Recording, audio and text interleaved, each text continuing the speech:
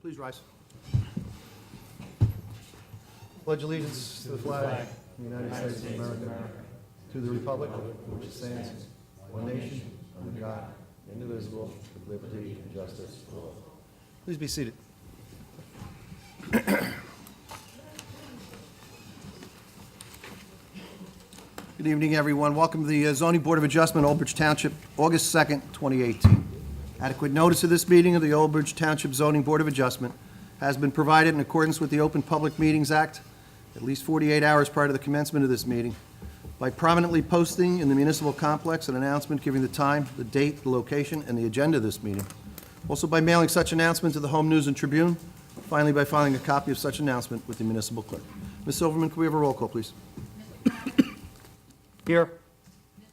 Here. Here. Here.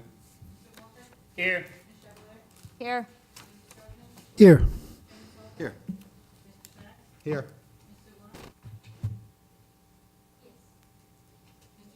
Here. Here. Just as a matter of housekeeping, I'd ask all those here in the audience this evening, if you have a cell phone on you, I would ask you that you mute it in deference to those that will be testifying before the board this evening, not to interrupt the stenographer as well.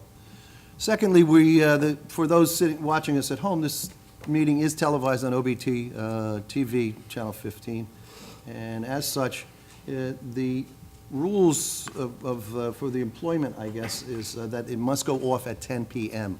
So if you are home and we're beyond that, watching this, and we go beyond that hour, I'll try and give you a heads up ahead of time. Sometimes we're in the middle of something and I can't, but this will be going off the air at 10 p.m. Having said that, we'll move forward with the agenda. The first item is on your agenda, number 2, is the discussions. Premier Media LLC versus Township of Old Bridge and Old Bridge Zoning Board. I have a letter, Board, from, we all should have, from Peter Klauser from the firm of Highbom Pape. It says, in reference Premier Media LLC, the parties in the above matter have reached an amicable resolution. A consent order was entered by the court setting the matter, the above matter, subject to a Whispering Woods hearing. A copy of that filed order dated July 30, 2018 is delivered herewith. Would you please place this matter on the board's very next agenda for a Whispering Woods hearing to review and confirm the proposed settlement. Our office will provide public notice of same, authored by Peter Klauser from the firm. Mr. Sachs? Yes, thank you, Mr. Chairman. As the board will recall, this was an application which was denied by the zoning board by a vote of 4 in favor, 3 against, because it required that 5th vote for a use variance. It was a denial. The applicant filed a lawsuit in Superior Court as a prerogative writ challenging the decision of the board, and the matter was scheduled for trial this past Monday, and I guess last week I had received word from Mr. Klauser, who represents the plaintiff and the applicant, that he was interested in maybe seeing if the municipality was interested in settling this matter. And I said, well, I need to see what the proposal would be. So the proposal to settle this matter is as follows. First of all, the parties have agreed that the lights illuminating the outdoor advertising sign would be turned off no later than 10:30 p.m. And shall be turned on at dusk.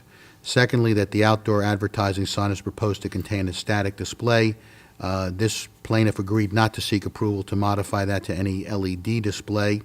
Obviously, any future owner could seek relief from this board to change that, but this particular owner would not do that. Third, the applicant agreed to pay the sum of $6,000 towards litigation costs, which pretty much will cover most, if not all, of the litigation costs in this matter. And lastly, the applicant also agreed, as part of this litigation, by dismissing the action, not to challenge the constitutionality of the ordinance in question. So anyway, those are the terms of a proposed settlement. As the board may or may not be aware, I know we've done this before, the case law in New Jersey provides that, and it's under the Whispering Woods case, and that's why there's reference to Whispering Woods, that any settlement of any zoning board or planning board prerogative writ action must be approved by the particular board, so in this case, the zoning board. So this particular applicant wants to come back at our next month's meeting in September, present the terms of this settlement. If necessary, I think the only party that may be necessary to appear may be his engineer, to just go over, to maybe cover some of the terms of the settlement and how it impacts the site. And then this board will then vote on that. If the board votes favorably to settle this case under Whispering Woods, litigation is over. If for some reason the board does not, then it'll go back to the Superior Court and we'll have a trial on this. So, that's it. Any questions on my left? On my right? None? Ms. Silverman? Yeah, you can put him on for September 6th. He can notice. He'll have to notice for that. And I don't expect it'll be a long presentation, so, all right. Thank you, Mr. Sachs. Item 3 is resolutions, 5317Z V&S Power LLC. Again, Mr. Sachs. Thank you, Mr. Chairman. This is an application that was heard on June 7th, 2018. Applicant V&S Power LLC, application 53-17Z, property located Block 3231, Lot 9.12, located at 395 Highway 35 North. The applicant, property is located, by the way, in the EDO 1 Economic Development Zone. Applicant was seeking preliminary and final site plan approval for the repurposing of the existing site facilities to support a new car storage and shipping use. That this would have included the modification of an existing 27,366 square foot warehouse building to accommodate 6 loading bays on the east side of the building, as well as the modification of the surrounding pavement and loading areas to accommodate the height for the loading bays and circulation pattern changes. Additional proposed site improvements included the installation of a small driveway connecting 2 existing paved areas on site, as well as a removal of a slightly larger amount of existing pavement to compensate for the proposed new pavement. The existing striped parking lot in front of the office building will be reused, and existing paved concrete areas on the remainder of the site will be striped for vehicle and truck storage. The site plan proposes 244 9x18 striped spaces for vehicle storage and 10 55x9 striped spaces for truck parking. The proposed development will include approximately 3,492 square feet of new impervious cover, while 4,023 square feet of impervious cover will be removed and converted to landscaping impervious areas. So therefore, there's actually a reduction in the impervious coverage. And then just to indicate the relief that was required in this application, there were 2 separate C variances for minimum rear yard setback, minimum landscape area ratio, 7 separate design waivers for fencing, buffering, plantings, landscaping strip, parking stall size, parking area pavement, and loading spaces. So those were separate design waivers which were granted as part of this application. And then finally, most significantly, a D1 use variance was required, as a new car storage and shipping is not a permitted use in the EDO 1 zone. There were several witnesses, Michael Pucci, the project engineer, Mr. Scott Kennel, the traffic engineer, Ms. Allison Coffin, the professional planner. There were several conditions of approval in addition to the normal standard conditions, such as the applicant agreed to provide more green area outside of the fence along Route 34 to the satisfaction and approval of the professional staff, and that no mechanical work on vehicles will occur on site. So what you have in front of you this evening, Mr. Chairman, is the actual resolution which needs to be memorialized for D1 variances, C variances, design waivers, and preliminary and final site plan approval. Thank you, Mr. Sachs. Board members, you heard the resolution. Someone want to move it? I'll move it. Mr. Connor, is there a second? Second. Second by Mr. Dewhurst. Roll call, please. Yes. Yes. Yes. Yes. Yes. Yes. Yes. Escrow deficiency, 5416Z L&E Associates LLC, in the matter of $1,500. I'll move that. Does someone want to second it? Second. Roll call, please. Yes. Yes. Yes. Yes. Yes. Yes. All right, item 4, continuances, we have one. I'm We sorry, have another escrow deficiency. Mary, 516. not on my sheet. Nope. No, can I have another one? It's up there. Okay, I can read it from there. 5117 ZW, Mary 516 Corp., in the amount of $500. Someone want to move it? Motion. Moved in second, roll call. Yes. Yes. Yes. Yes. Yes. You were playing tricks on me, but yes. Okay, you didn't put it on my sheet. Okay, all right. I'm going to refer to this now. I'm going to stiff neck. Yeah, you can. Item 4 is continuances on the agenda this evening. 4-16 ZRLG LLC, that's at 475 Marlborough Road, to modify a second-floor use for music instruction and band rehearsal. It's going to require A&D variance. The applicant is asking this matter to be continued to October 4th, 2018, with further notice. If anyone's here on that matter this evening, it will not be heard. Will go on the agenda October 4, 2018. There will be further notice. Moves us to our applications for the evening. If you're holding an agenda, they're going to be taken a little out of order. If you go to the bottom of the first page, that's going to be number 1. It's 24-18Z, Timothy Cherico and Susan Shipman. It's in the R20 zone at 49 Central Avenue for a 28 by 32 by 19 pole barn, requiring a C variance. Someone here on that matter? Sir, please come forward.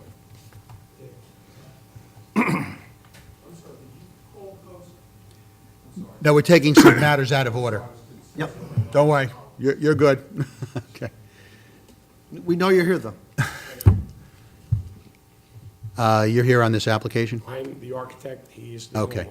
All right, so why don't we swear you both in, all right? Both of you, please raise your right hands.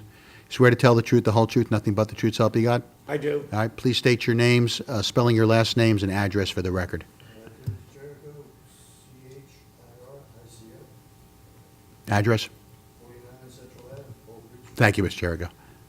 Roy Quackenbush, Mr. Quackenbush, good to see you. Okay, okay.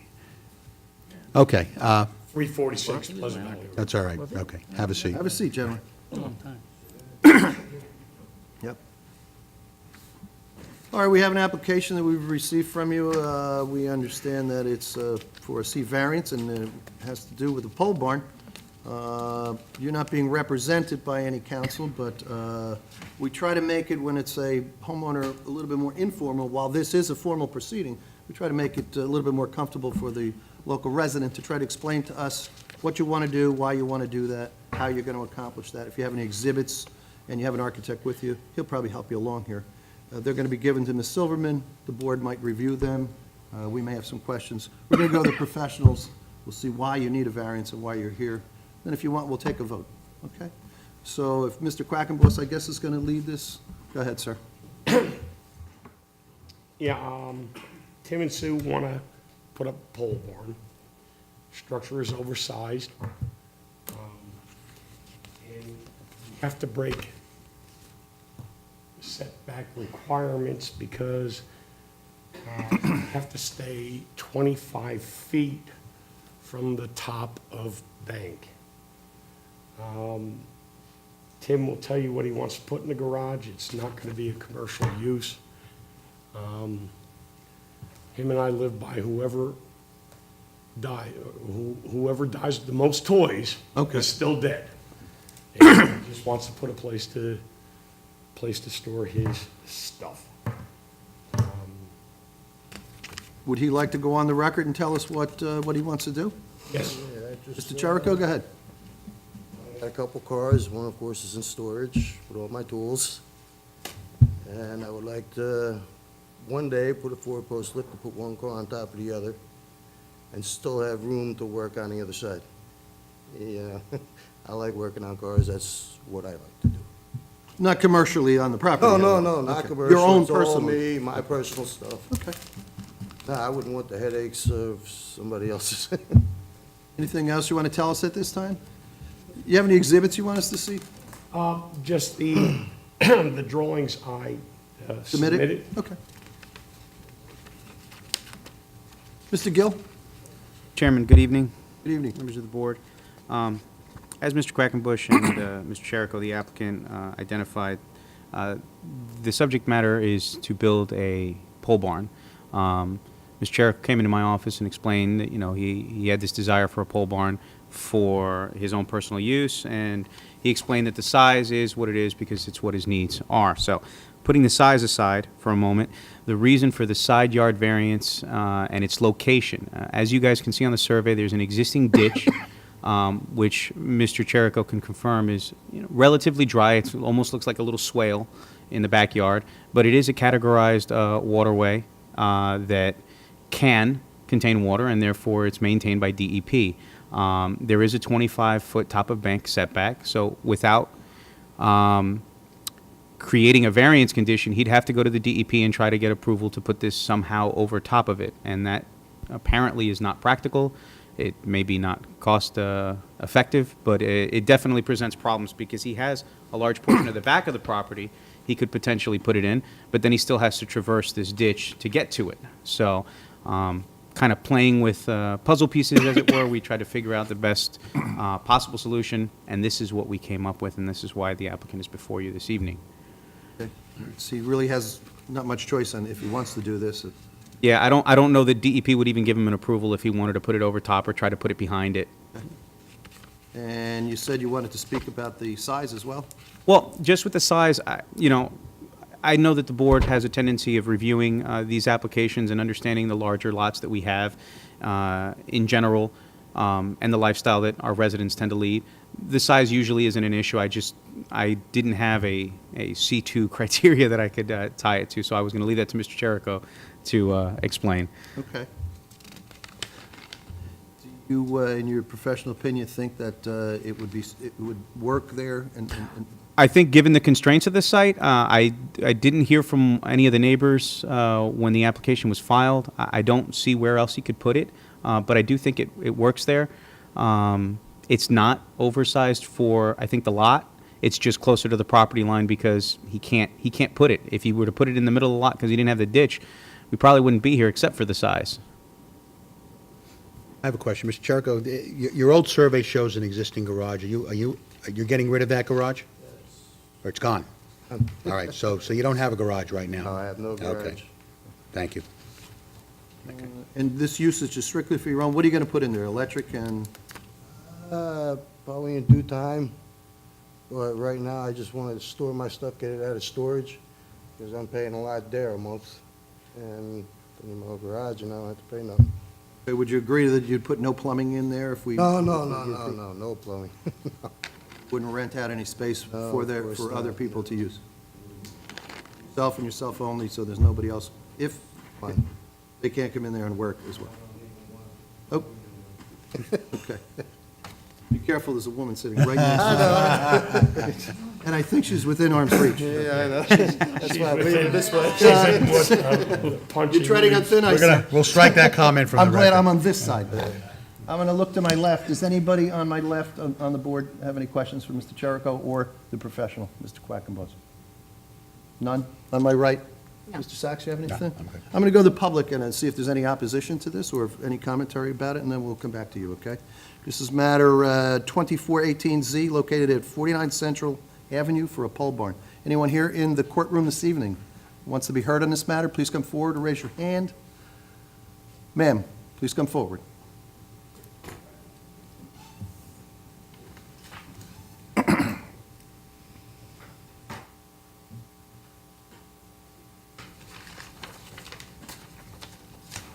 You can come right over to this side. Mr. Quackenbush, yeah, would you just let her in there, please? Yes. In front of the microphone. Thank you so much. Ma'am. Ma'am, Board Attorney's going to swear you in. Please raise your right hand. Swear to tell the truth, the whole truth, nothing but the truth, so help you God? Yes. All right, please state your name, spelling your last name, and address for the record. My name is Marilyn Thompson. I live on 36 Woodshire East, Cliffwood Beach. Okay? I'm not from the area, but I want to ask if there's an EPA ditch there that he does say it has water. Is he going to be responsible for the water damage if it happens to his neighbors? Well, first of all, ma'am, he's not, the reason requires the variance is he's not looking to locate the pole barn garage anywhere near that ditch or to cross that ditch to get Well, to the that, pole for barn. what I'm sorry, I understood from here, listening, that he was going to put it over the ditch. No, no, he's not. He cannot. What our professional was saying that is, he can't put it over there because he'd have to get permission, and it would be probably Impossible or impractical? impossible. Yeah, so the ditch is not being Mr. Quackenbush impacted. might make a comment. I can give you a copy of the DEP determination. No, that's fine. I just thought you were saying you were going to put it over this ditch, and I was like, We would not permit him to do that. No. Okay, no problem. Okay, thank you, man. Anyone else want to be heard on this matter? Seeing none, I'm going to close the public portion. We'll come back to you. Mr. Quackenbush, you have any final comments? No, None? Mr. Cherico, would you like us to take a vote on this? Anybody on the board have any questions before we go for a vote? None? And Mr. Gill, you're okay? I'm fine, thank you, Okay. Chairman. Someone want to move something? Move in favor or opposed? Motion. To, Approve. is there a second? Second. Roll call. Yes. Yes. Yes. Yes. Not here. Yes. Yes. Yes. We do have a resolution? Yes, thank you, Mr. Chairman. This is the application of Timothy Cherico and Susan Shipman, application 24-18Z, permit construction of a pole barn / garage in violation of 600 square foot requirement. It'll be 896 square feet, and in violation of the, actually also violation of the building height, 15 feet required, 19 feet proposed, and the side yard setback, 10 feet required, 2 feet proposed. The garage is 28 by 32 by 19, located in the R20 zone. The conditions of approval: construction to be completed within 1 year of the issuance of the building permit, that the structure will conform with the existing house. So what we're talking about here is obviously match the exterior of the house to the barn. The barn will also have electric only, no plumbing, and it will be for personal use, not for any commercial or business use, and it will not be rented out to any third parties. Ward, someone want to move it? I'll move it. Is there a second? Second. Roll call, please. Yes. Yes. Yes. Yes. Yes. Yes. Yes, and good luck with your project, but I wouldn't, don't ban all women from coming to see your cars. They may like them, okay? Have a good evening, sir. Thank you for coming. thank you, guys. I appreciate it. Nope, you're done. On the agenda, number 2 is going to be 25-18Z, Dennis and Diane Romano. It's in the R6 zone, 31 Clemson Road, for an addition to the garage, requiring a C variance, sir. Dennis Romano, DENNIS, ROMANO. Okay. 31 Clemson Road. Let me swear you both in. Oh, sorry. No problem. Both of you, please raise your right hand. Swear to tell the truth, the whole truth, nothing but the truth, so help you God? All right. Mr. Romano, please state your name, spelling your last name, address for the record. Dennis Romano, and the last name is Romano, 31 Clemson Road. John Brower, B-R-O-W-E-R, 678 Romney Street, over Shrewsbury. Okay. All right, gentlemen. Gentlemen, be seated. Mr. Romano, who is the gentleman to your right? He's the architect. Okay. And we have an application in front of us about an addition to your garage. As you heard me explain to the previous applicant, we try to be a little bit less formal, but it is a formal proceeding. There are certain things you have to put on the record, and I'm sure your architect's going to be able to help you with that. You know the procedure. We may have some questions. We'll go to the professional. If you want, we'll take a vote, okay? Sure, great. You want to proceed, sir, Mr. Sure. Brower? My client is proposing to take an existing smaller storage area. It appears like a garage from the front of the house right now, but it's actually just a shortened garage, which is about 10 feet deep right now. He would like to convert that space into a TV room for his father, which lives with you. And then the addition would be a 4-foot extension of the remaining space to the front, which would still allow a storage space for yard equipment, snow blower, things of that nature. The size of the addition still allows at least 20 foot of space on the existing driveway for parking a vehicle, so there's no impact on that. And as part of this project, the homeowner would like to upgrade the appearance of the front of the house by adding a dormer, so we incorporated the roof structure of the addition with a dormer over the main roof. That's it. Okay, this is probably not uncommon in those school streets over the college streets, right? That's right. Several people have probably done Yes, many similar additions and updates and then some, yes. and so. Okay. Do you have any kind of, anything other than what you've submitted, sir, No. for us to review? No. No. Did you want to say anything, sir, on your own behalf? Other than, we made the addition as minimal as possible, not to encroach on that driveway. That's primarily for your dad's use? Yeah, he's 90, he can't get up and down to the basement area no more, so he needs a private spot to watch television. I think that's probably nice after 90 years, right? You give him a little I space. want to keep it with me as, I would certainly hope so, and that's admirable. Mr. Gill? Thank you, Chairman. As the applicant's architect stated, there was an addition, or there was a conversion that took place on the property to turn the garage at the time into some living space, some habitable space, but they maintained 10 feet roughly inside, keeping the garage door for storage. And now they want to complete the garage conversion and finish the complete space, but in doing so, they need to create a space somewhere to have the storage, because they still need storage for yard equipment, things like that. And as you can see from the survey, the property is pretty tightly bound. There's not a lot of side yard where we contemplated doing either a shed or a side yard addition, but we would be creating variances there. And the backyard is improved with the above-ground pool and the deck. So we really couldn't find another place, and he figured that would be the best place, and that was actually his first option.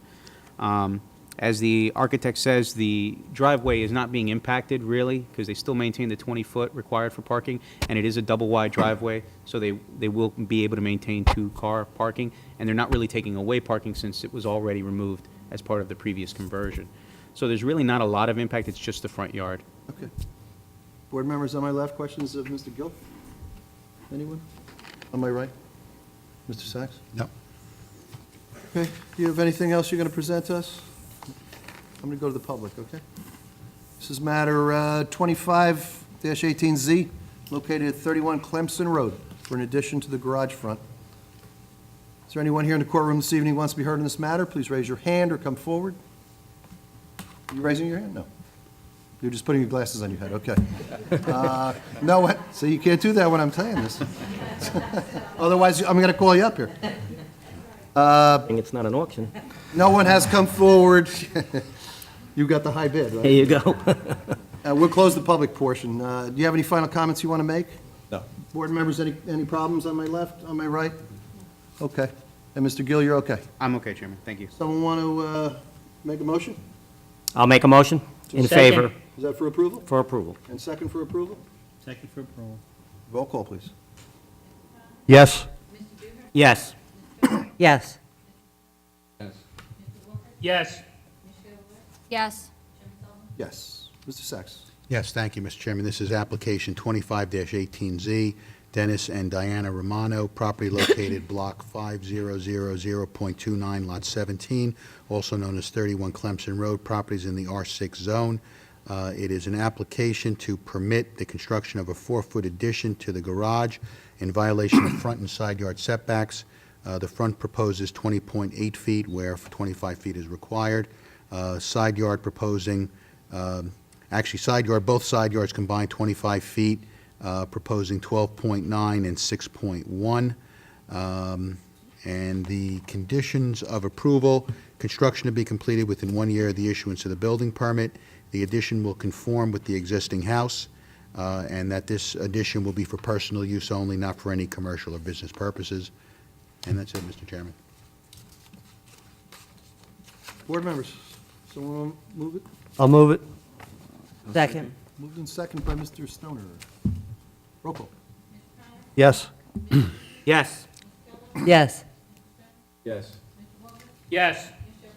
Yes. I always like when people are making repairs and doing things to their own homes rather than leaving Overbridge and going somewhere else to buy something. And you're doing it for such a great purpose. So when you put that new addition on, make sure you buy them a new TV to go with it. I vote in favor. Okay. Done. Thank you very much. Thank you. Good evening.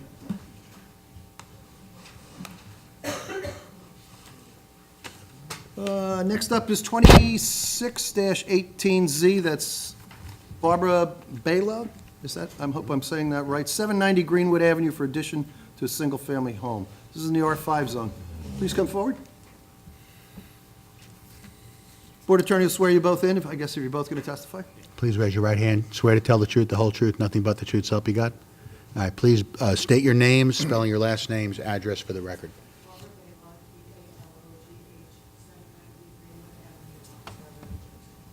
Frank Magliano, G-A-G-L-I-A-N-O, 790 Thank you. Okay, be seated, please. We do have an application in front of us for an addition. As I explained before, we try to make it a little less formal for the residents, but it is a formal proceeding. We do want you to put some certain proofs on, and we're going to talk to a professional while you're here. And anything you want to show us, please give to Ms. Silverman. Other than that, whoever wants to start, please go right ahead in your own words.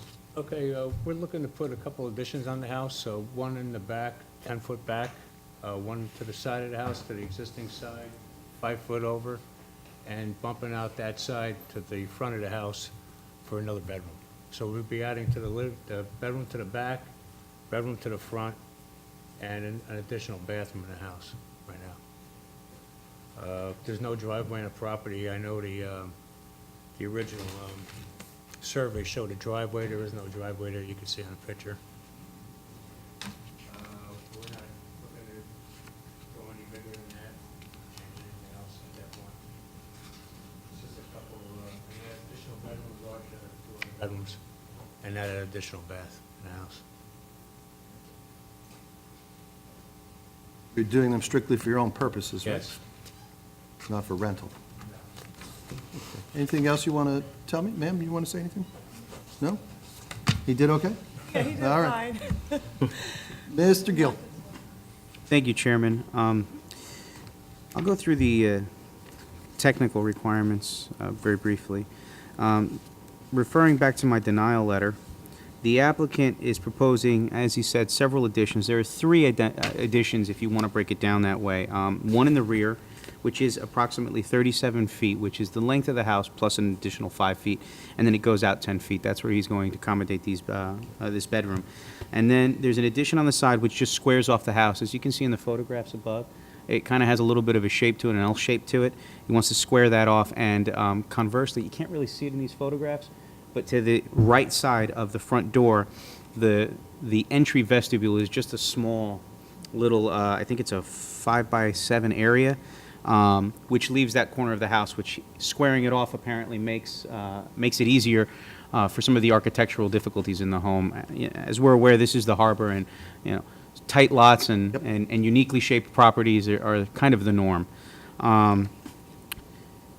One of the things that I brought to the applicant's attention when he first applied in trying to solicit these variances, one of the things that I'll note first, taking a step back, is that they're not creating any more intense issues. The home currently exists at 11.9 feet, so bringing the new addition forward to the existing building line is what they're proposing, and I think that's the hallmark of what it is that they're doing here. They're taking everything to where it already is to create more living space.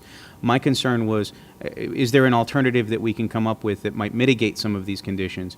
But in going up, some of those conditions would still exist, and going up, in their opinion, really wouldn't meet their familial needs and kind of go against the design pattern of the neighborhood. Most of the homes in the area are single-family homes. Some of the smaller lots do have 2-story homes on them, but they're kind of spattered about. So that's what they're here for. And I really couldn't come up, without eating up their entire backyard, any other place where they might be able to configure some additional square footage. And some of the homes are very similar in construction as well, with additions like this. Yeah, there have been many applications that have come before the board in the past. Some are pre-existing, but a lot have come on Greenwood to the board over the years. Okay, thank you, Mr. Gill. Any questions of Mr. Gill on my left? On my right? Mr. Sachs, anything? Actually, just for the applicant, what's the total amount of square footage being added to the building? 900 square feet. 900, just so the record's clear, so 900 square feet? Okay, that's fine. Thank you. Okay. Anything else you want to tell us at this point? And you have no other testimony that you want to put forward? I think I covered just about everything at this point. You did too. You mind if I go to the public? Okay. This is 2618Z located at 790 Greenwood Avenue for an addition. Anyone here in this courtroom this evening want to be heard on this matter? Please raise your hand or come forward. No one has. I'll close the public portion. No final comments, right, sir? Okay. Someone want to move this? Motion. Is there a second? Second. Moved in second. Roll call, please. Yes. Yes. Yes. Yes. Yes. Yes. Yes. Mr. Sachs? Yes, thank you, Mr. Chairman. This is application 26-18Z, Barbara Ballo, Block 26, Lot 789, 790 Greenwood Avenue. It is an application proposing the construction of an addition to the front and sides of the house totaling approximately 900 square feet in violation of front and side yard setbacks. The front is proposing a setback of 11.2 feet where 20 feet is required.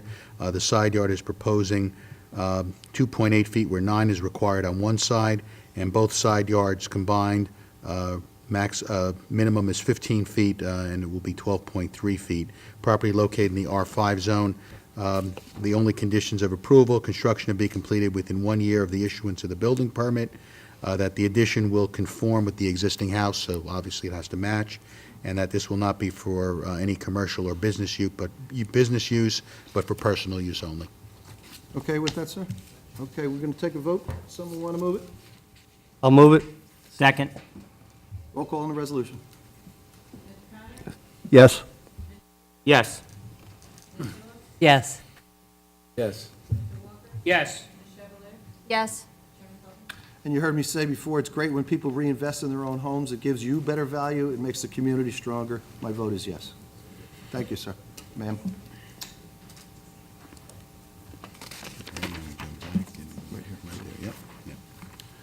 Okay, next up is 22-18Z. It's Sathan Devon at 19 Red Shaw Boulevard for a finished basement. Did I say that right, sir? Yeah, that's right. Okay. Board Attorney's going to swear you in. Sir, please raise your right hand. I'll swear you in. Swear to tell the truth, the whole truth, nothing but the truth, so help you God? All right, please state your name, spelling your last name and address for the record. Satyan Divan, D-E-V-A-N, 19 Bradshaw Boulevard. Okay. Be seated, sir. Mr. Devon, before we start, you are here this evening for a, what we call a D variance. It's a D4 floor area ratio variance. Our rules of the board do require you to have a court reporter present for that type of relief. However, you can waive that requirement. Is it your intention to waive that requirement this evening? Okay, thank you. All right, board members, this is in the R20, and this is a D variance for the finished basement. Sir, you heard me speak to the other members. If you have any kind of exhibits that you want to show us, give them to Ms. Silverman, other than what we already have. We're going to ask you to tell us in your own words why you want to do what you're going to do, how you're going to accomplish it. Right. Probably what the square footage is, et cetera, because obviously you have a floor area ratio problem, I would think. And the board attorney may have prompt you for some questions concerning some of the proofs that need to go on the record, okay? We'll go to our professional as well afterwards, and if you want, upon completion of questioning, we'll take a vote. Is that okay? Thank you. Proceed, sir. Right, so I have a growing family. My son is 3.5 years old. He's turning 4 this October. So the requirement for a play area is, right now we've converted existing bedroom and part of my office room as his playroom. So in the winter especially, he needs a bigger space to play around. So the requirement is for finishing my basement, which is just an open floor plan, no plumbing, nothing, just a play area for me. Have a ping pong table, and maybe I would add something exercise machine for myself over there. That's about it. You have no exhibits other than what we've already received, right? And I'm planning to accomplish it through Basic Basement Company. That's the company through which I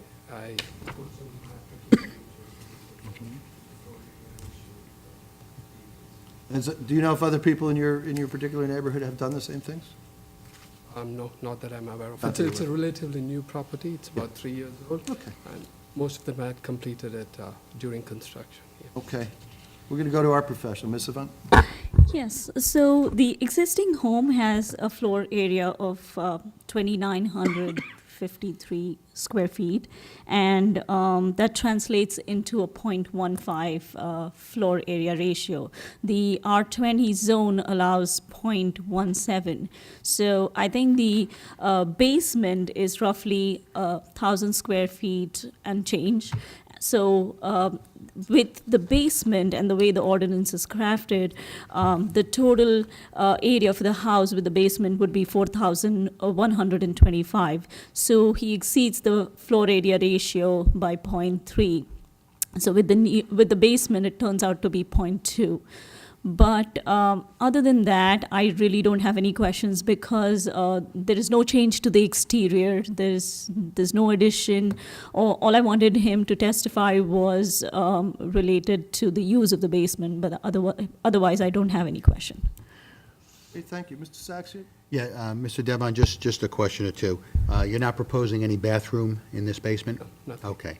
And I'm assuming you will agree that the property will not be utilized as an Airbnb with the, for rental in that Absolutely not. basement or for any transient housing? Okay, thank you. Board members on my left, any questions? Go ahead, sir. Yeah, it is a walkout basement, it's dry. Yeah. Right. Anybody else on my left? On my right? No. Have anything else you want to present us? I'm going to go to the public on this matter, okay? Is 2218Z located at 19 Red Shore Boulevard for a finished basement? Anyone here in the courtroom this evening wants to be heard on this matter? Please raise your hand or come forward. No one has. We'll close the public portion. Any final comments, sir? Board, any problems on my left, on my right? No? Someone want to move this for approval? I'll move it. Second. Moved in second. Roll call, please. This is for Yes. D4. D4. Yes.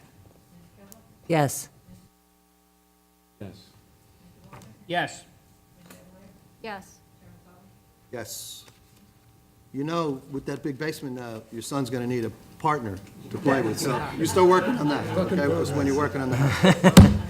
Your resolution won't be ready until next meeting. month. Next Or meeting. next meeting, I'm sorry. Okay, which will be Next month. Okay. Make sure you get your building permits. All right. Good evening, sir. Okay. Where are we at? Coastal. Okay. Two matters left. Next one is 2318Z, Coast International LLC, 283 Bayview Drive, construction of a single-family home. This is in the R... Oh, I'm sorry. Want to start over? Okay, I didn't... That was my fault. I should have been looking. All right, the next matter is 23-18Z, Coast International LLC. This is 283 Bayview Drive for construction of a single-family home. It's in the R5 zone. It's going to require DNC variances. Brian Plocker, Esquire, representing. Sir. Good evening. Brian Plocker from Hutton Shamanowitz on behalf of the applicant, Coast International. Tonight, my client seeks a D4 variance for floor area ratio and related bulk variances in connection with the construction of a single-family home on property which is presently vacant and located at 283 Bayview Drive in the Lawrence Harbor section of town. It's Block 55 and Lot 283. That property is located in the R5 zone in which single-family homes are a permitted use. However, the lot is extremely undersized, so therefore we need some variances. The lot is about a little under 2,200 square feet, where the ordinance requires 5,000 square feet. The lot is 35 feet wide, where 61 feet would be required. The proposed front setback is 5 feet, where 20 feet is required. The side setback, 9 feet, where 9 feet is required, where 2 is proposed. On the total two side setbacks, 15 feet are required and 4 feet are proposed. And then the D4 variance, the maximum floor area ratio permitted is 0.4, and this application proposes 0.9. We have my client's architect with us tonight, a planner, and there is a representative from the applicant here this evening who I would call first. Go ahead, sir. All right, call Kenny Chang. Mr. Chen, please raise your right hand. I'll swear you in. Swear to tell the truth, the whole truth, nothing but the truth, so help you God? Yes. Please state your name, spelling your last name, and affiliation for the record. Candice Chen, last name Chang. I am the owner of this property, one of the owners for this property. Thank you. Okay, you can sit, Kenny. Mr. Chang, are you a member of the applicant Coast International LLC? Yes, Okay, and approximately how long has Coast International owned the property? about 4 years. And during the entire time that Coast has owned the property, has it been vacant? Yes. Okay, and at some point, since Coast has owned the property, did you ever ask your neighbor, the house next door, if they were interested in acquiring your property? Yes, I made an offer, but neighbor was not interested. Okay, and I have a letter with me that I could mark A1. That's fine. Letter of no interest, I assume? Yeah, I have some extra, well, this is the letter from my client to the neighbor, and I'll Okay. ask him about it. We That's don't- fine. Thank you. I got it, yeah. You got most? I got, yeah, I got, Okay.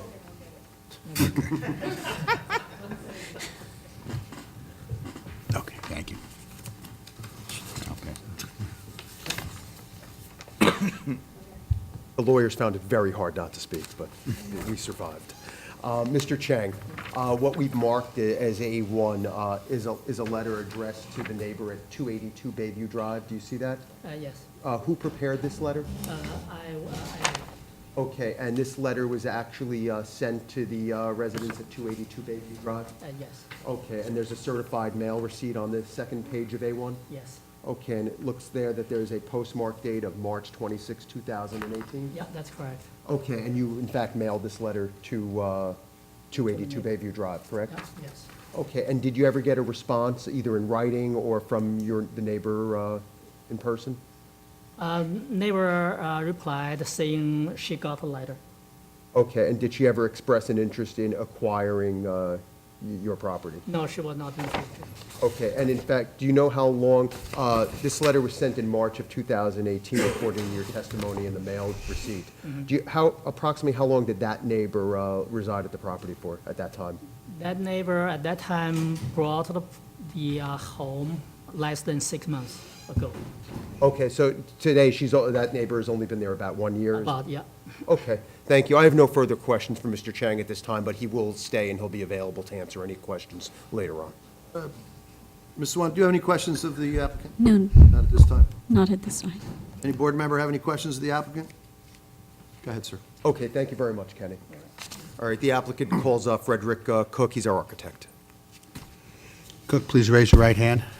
Swear to tell the truth, the whole truth, nothing but the truth, so help you God? Of course.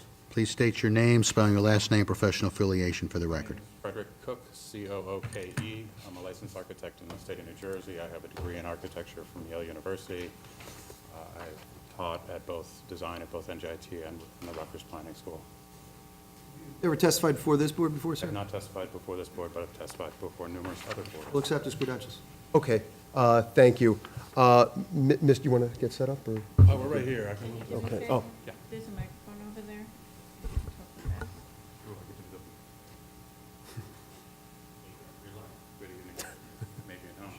Hello. There we go.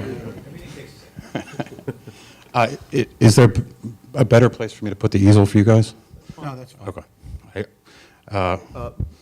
Mr. Cook, you prepared an exhibit that's on the easel here today? Yes, the display on the easel is almost identical to the drawings that are in the file, but I've consolidated them to a single sheet so it's easier to discuss. As you guys are aware, I've also distributed 11 by 17 versions of this so you can see it up close. Okay, so we're going to mark what's on the easel as Exhibit A2? Fine. Okay, Mr. Cook, you prepared A2? I did. Okay, can you please explain what A2 is and go through the proposed architecture of the proposed structure? Yeah, so A2 is basically a presentation board explaining the project. We've got a rendering up top, the floor plans for the building, a roof plan, and a little description of the project. This house is on a very challenging site, especially given the zoning restrictions on the site. Because the house is the lot is wide at the front and narrow at the back, in order to build a reasonable sized home, we really had to push it towards the front of the lot. And so the house is sort of pushed, and we're asking for relief on the front setback because of that. In order to minimize that a little bit, we have two large decks at the corner. So there's 2 stories of deck on the corner. something's happening out there. And then we have another roof deck on top, so the house remains fairly active in the front of the house. At the rear of the house, we maintain the rear yard setback, accommodate parking at the rear. But as you can see, the lot really wedges down at the back, so we had to compress the home at the rear of the house. The home is 2 stories. It's got 3 bedrooms, living room, kitchen area, bathroom on each floor. One of the bedrooms is downstairs. The other 2 are upstairs. Above grade, it's only about 1,590 square feet. 600 of those square feet are in the basement. So in terms of how we calculate FAR, I was a little confused by that one, but I'd like to discuss that. So the house is not a large house. It's a very small house. The bedrooms are not, I mean, they meet modern standards. They fit contemporary bedrooms, but bedroom styles, but they're not big bedrooms by any means. The home itself is a modern design. It's got a sort of traditional, sort of beach-like cedar exterior, which will age nicely over time. The upstairs porch has like a sunshade on top of it, which gives it a little definition of space and encloses it a little bit, but still leaves it open to the outside. The basement was actually a last-minute add to accommodate utilities, so we could keep the building utilities out of the main floor plan, the boiler and so it's really just there for that. And it only sits under about a half the house, only the rear half. Do you have I think that's all I need to cover, yeah.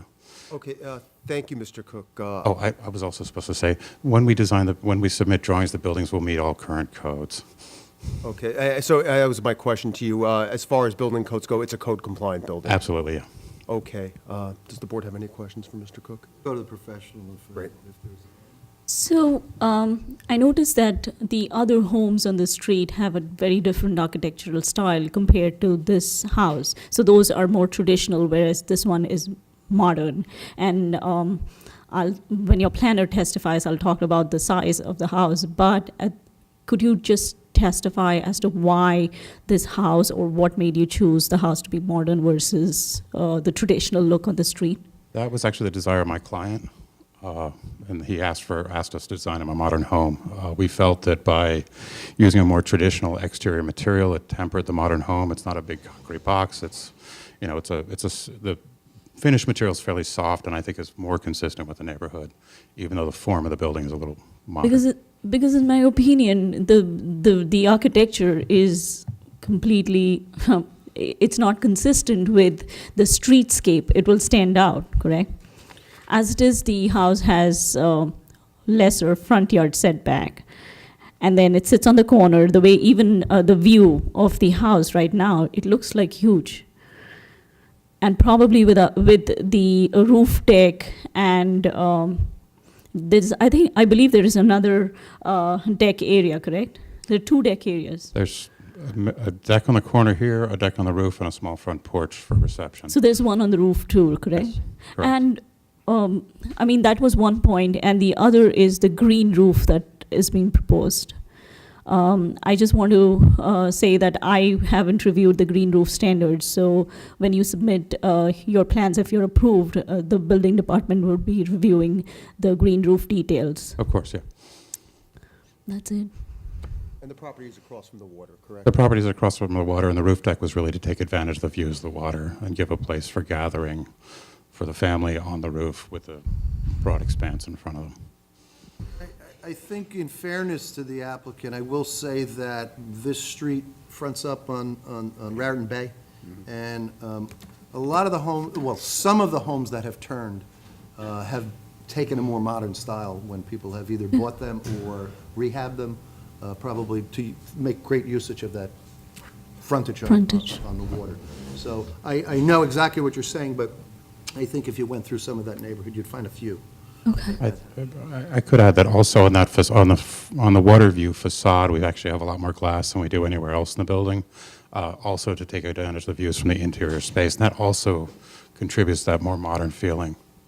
But it's really about this interior space. It really opens itself up to the fantastic bay view. Sure. Anything else, Ms. Sawant? That's it. You have any other witnesses? Our planner. Oh, you're done with this witness? I Yes. assume. How about the board members on my left? Do we have questions? Mr. Scago? 2 points. That's Lincoln Avenue, is that correct? Is that a heavy traffic road? I think you have to ask the planner that one question. You're talking about this way. No. The side Yeah, street is Lincoln yeah, Avenue. yeah, We'll yeah. stipulate to that. Yeah, I just don't know the traffic volume on the road. Where, correct, yeah. And then height of the building, next to the neighbor, seems to be walking out and light going into the bedroom. From what I see, how close are you? I can't testify to the configuration, the interior of their home, I don't know. There's 2 windows on the second floor on our property side. It's about, their building is, I think, 6 feet away, 7 feet away. And so I don't think it obstructs their light in any way. They would see this home, yeah.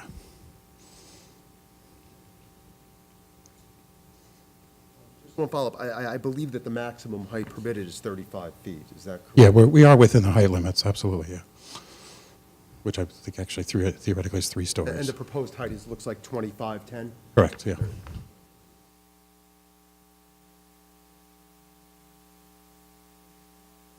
There's no sidewalks existing on either side. Hold on. Stenographer can only pick up one person at a time. So let Mr. Scogno say something, and then respond. Thank you. Mr. Scogno, go ahead. So coming out of your home, you're right to the street, there's no sidewalk there, right? That's why I was questioning the traffic coming off the road. I don't know about the legal traffic. But there is a stop sign there. Can you testify on that? I think it might be a better question addressed to our planner. Anything else, Mr. Scogno? At this point? No? Any others on my left? On my right? Mr. Saxon? Yeah, I just have one question, and counsel, maybe your client can answer the question. Sure. Obviously, this house, it's a vacant lot right now, correct? It's a vacant lot, Right. and it was a vacant lot when he bought it. All right, was there ever a house on this property? I believe there was, and I believe my client can shed some light on that. Okay. You could bring him back up I want to now. bring him up. Kenny? So based on the town's record, there was a old house, a 2-story, 20 by 40 roughly inside. So that house was torn down, Do you know when? I don't know exactly, but before 2014, when I got the property. All right, and so basically, what you're proposing now is probably in a similar footprint that was, of the house that was knocked down, if it was 20 by 40. Yeah, a But, little, right. This is active property, and meters, everything are still on, I'm Right. paying. Okay. bills even today. Okay, all right. I have a question. Go ahead. Now, it's the house next to you, is there any way you could have offered them, I mean, you said you offered them your property, is there any way you could have purchased property from your neighbor next door for this house? Well, she just bought her home less than about a year ago, right? I don't think she's going to sell that quick. Well, I didn't say sell the whole lot, I said, is there any portion of it she could sell to you? Did you put that offer out to her? Her property is smaller even than mine. Yeah, well, there's That's a, what I'm trying to establish. well, there's a problem with that, because if you were to subdivide that property and acquire land, you're going to make that property even more non-conforming than it is right now. I didn't know what the property was next to. Yeah, it. yeah. That's correct. It's just the nature of the neighborhood. And obviously, if the board would insist that he make that request, we certainly could do that. But because of the unique nature of this neighborhood and the size of the lots, I don't know how much sense it would make. But he would certainly be open to that if it was necessary. Thank you, sir. Any questions of the architect? Anything further from the architect, sir? No, that's it. Thank you, Fred. You just leave that on the table. Next witness? The applicant calls our planner, Michael Pesolano. Please raise your right hand. Swear to tell the truth, the whole truth, nothing but the truth, so help you God? I do. Please state your name, spelling your last name, professional affiliation for the record. Michael J. Pesolano, that's P-E-S-S-O-L-A-N-O, licensed professional planner in the state of New Jersey, principal and founder of MJP Land Use Planning, LLC. Sure, you've testified before many boards, sir.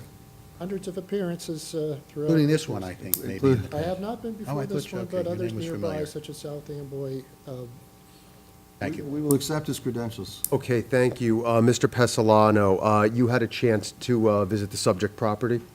I did. I performed a planning analysis, and I'm prepared to present my findings. Okay, in addition with the subject property, you also had a chance to at least drive through the surrounding development I did. and the homes?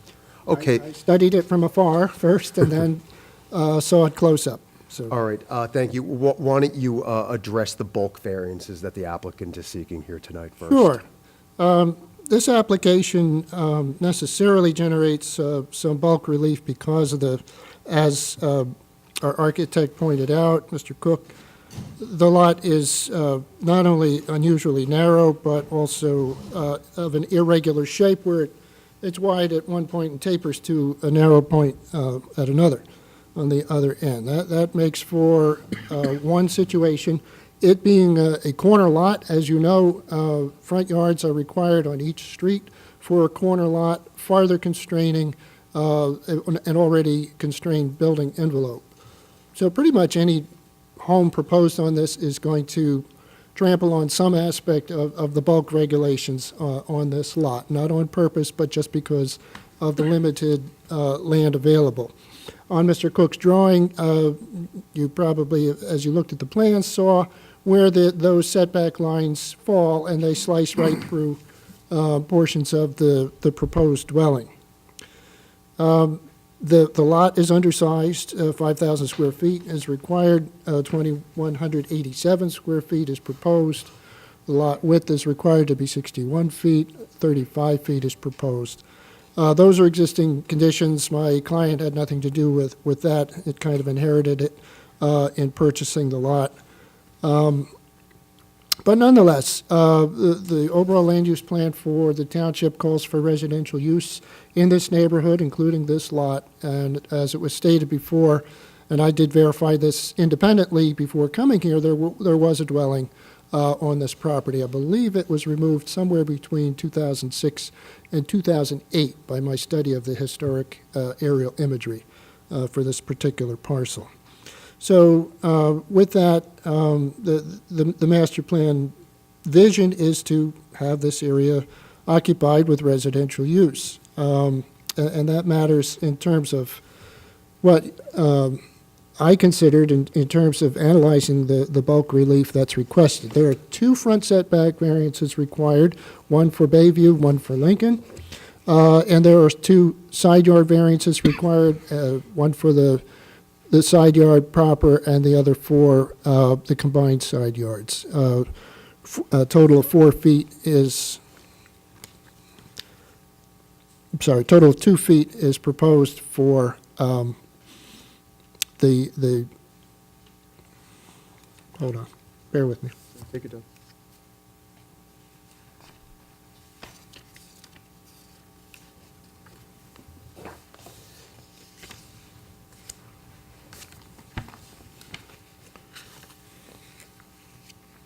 The one side yard, 9 feet is required, 2 feet is proposed. The combined side yard, 15 feet is required, 4 feet are proposed. I should put my glasses on. It will certainly help me see my notes. Thank you. So this application actually isn't heavy with the bulk relief, considering the tiny size of the lot. But in considering what's on the ground there today in the surrounding neighborhood, not just right next door, but pretty much the entire enclave on this portion of Lawrence Harbor, the spatial arrangements, meaning the spacing between structures, varies from 20 feet in some locations down to almost touching in a few other locations, per my observation. We are proposing a realistic and viable side yard to the neighbor to our west on Bayview, I believe, and we're also proposing a compliant rear yard of 25 feet to the neighbor to the south on Lincoln. So with those conditions setting the stage for the analysis, why should you approve the relief requested? Well, I think it can be approved for the following reasons. And all of the bulk relief, I think, can be approvable pursuant to the C1 analysis, which deals with hardship. dealing with physical aspects of the subject property, and it can also be approved pursuant to the C2 test. C2 analysis, in other words, the flexible C, as it's affectionately called by planners, provides for a weighing analysis. Do the benefits of the deviation outweigh the detriments, is what you need to find. But as I stated, all four elements of bulk relief can be granted pursuant to both analyses. The C1 analysis is pretty straightforward and simple. I've laid the groundwork. It is what it is. The lot is very tiny, very narrow, and of a shrinking shape going from front to rear. So that's going to necessarily make for bulk relief being required, plus the front setbacks being fairly extreme on a lot of this size, making for even greater difficulty in fashioning a compliant structure that can actually be utilized. I'll note for the record, though, that I studied the floor plans. This is not a gargantuan structure by any measure. This is a basic, modest three-bedroom home with very modest living spaces, nothing over the top.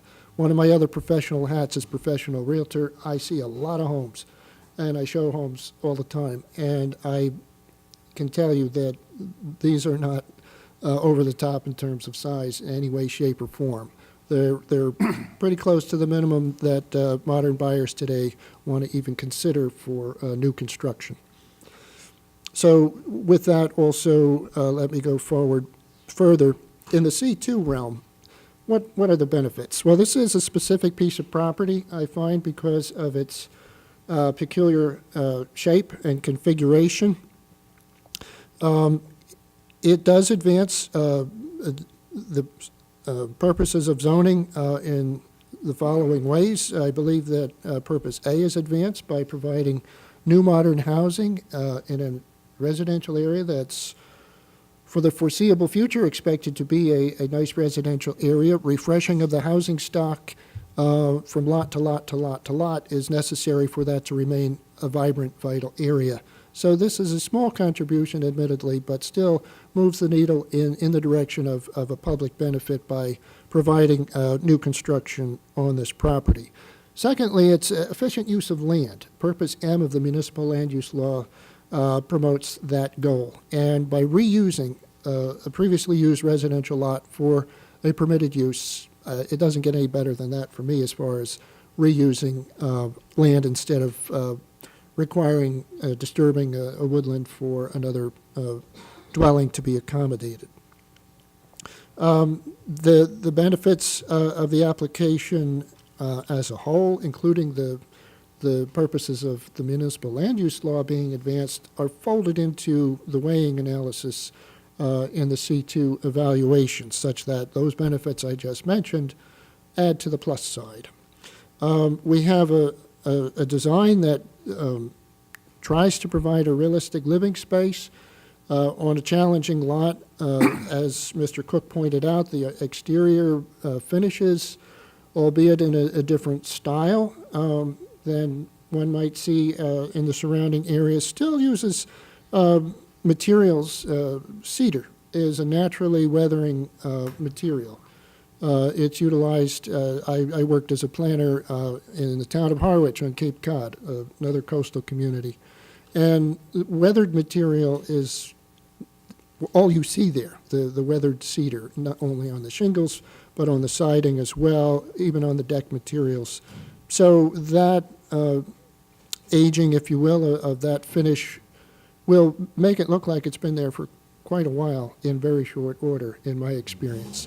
The rain, we have acid rain permanently, so the acid in that rain contributes to the weathering of natural wood into a silvery kind of patina, again, in my observation.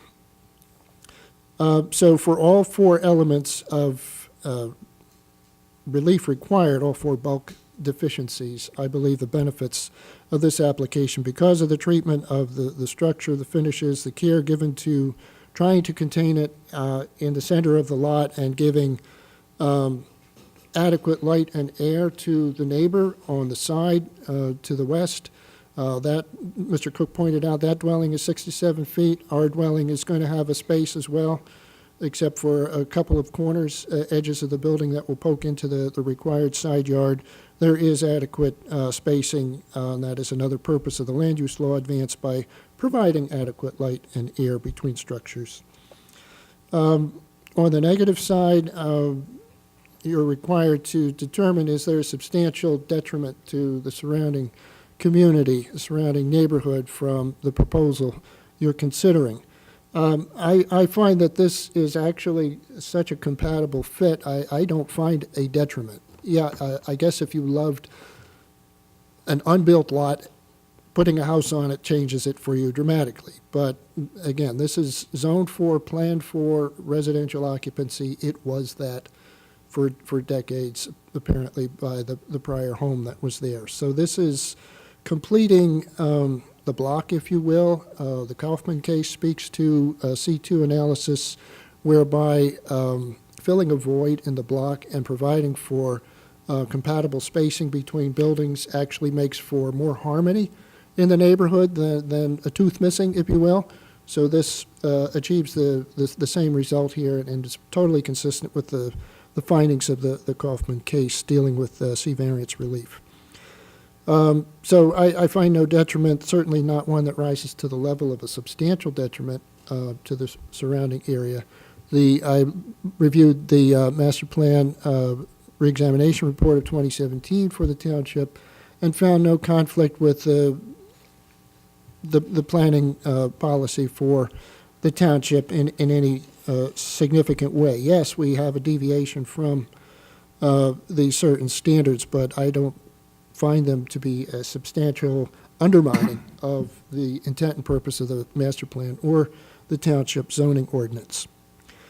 So I find that the relief passes both the C1 analysis and the C2 analysis for all four elements of bulk relief. Now on to the D4 use variance for maximum floor area ratio, where 0.9 is proposed and the maximum requirement is 0.4. This test, even though it's a D variance, does not need to reassert that this is an appropriate site for a house. That's a given. The analysis focuses on whether the site itself can handle any impacts from the excess FAR that are proposed.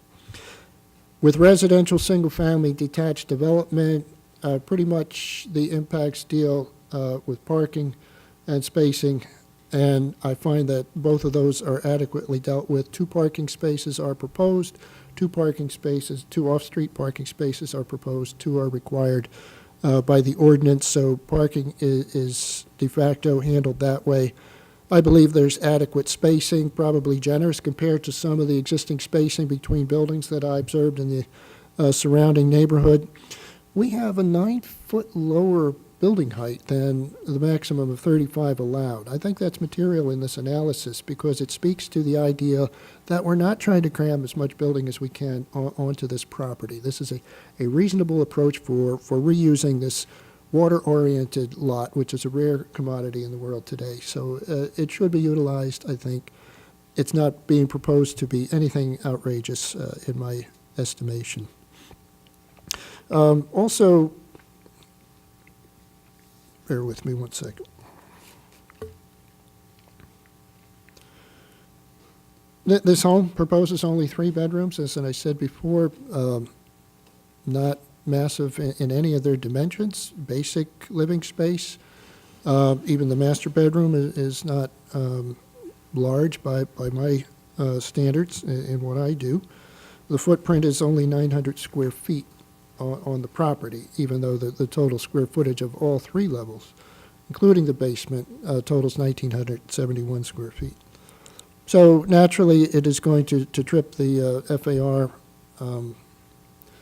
requirement. I find in my practice that FAR standards are more meaningful in controlling growth that's out of character on the larger lots. This is 2,100 square feet and change.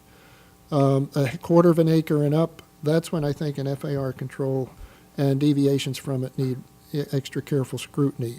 Because everything is compressed due to the size of this lot, the numbers are going to seem larger than life, if you will, when what is proposed is not really anything out of character with the area, I think. So certainly the property, also an interesting benefit to this design. Some of the properties in the neighborhood have outdoor utilization areas, patios, whatever. This does not do that. This proposes the outdoor space on the roof at a level that would be above, right at ground level where voices and activity can be observed and felt between properties. So in effect, this dwelling, by excluding that outdoor space, actually provides for some containment of permitted residential use. So I think that speaks also in favor of the design here being something that you can comfortably grant a D4 variance for. As far as the negative criteria, I don't find, as just like with the C relief, I don't find a substantial detriment to the surrounding area or to the master plan and zoning ordinance for the township. Thanks so much for your kind attention. I'm done. Just a couple of follow-up questions. Please. You visited the neighborhood. Yes. There are no sidewalks in the neighborhood, is Correct. that correct? Okay, and notwithstanding the non-conforming proposed floor area ratio, in your opinion as a professional planner to a reasonable degree of certainty, does that affect the suitability of the site for the home that's proposed? The suitability of the site is high, I think, because it's a residential neighborhood, it's a reasonable building lot, and what is proposed is giving due regard for spacing between other properties and also for the look and finish of this new building. I have nothing further. Mr. Vaughn?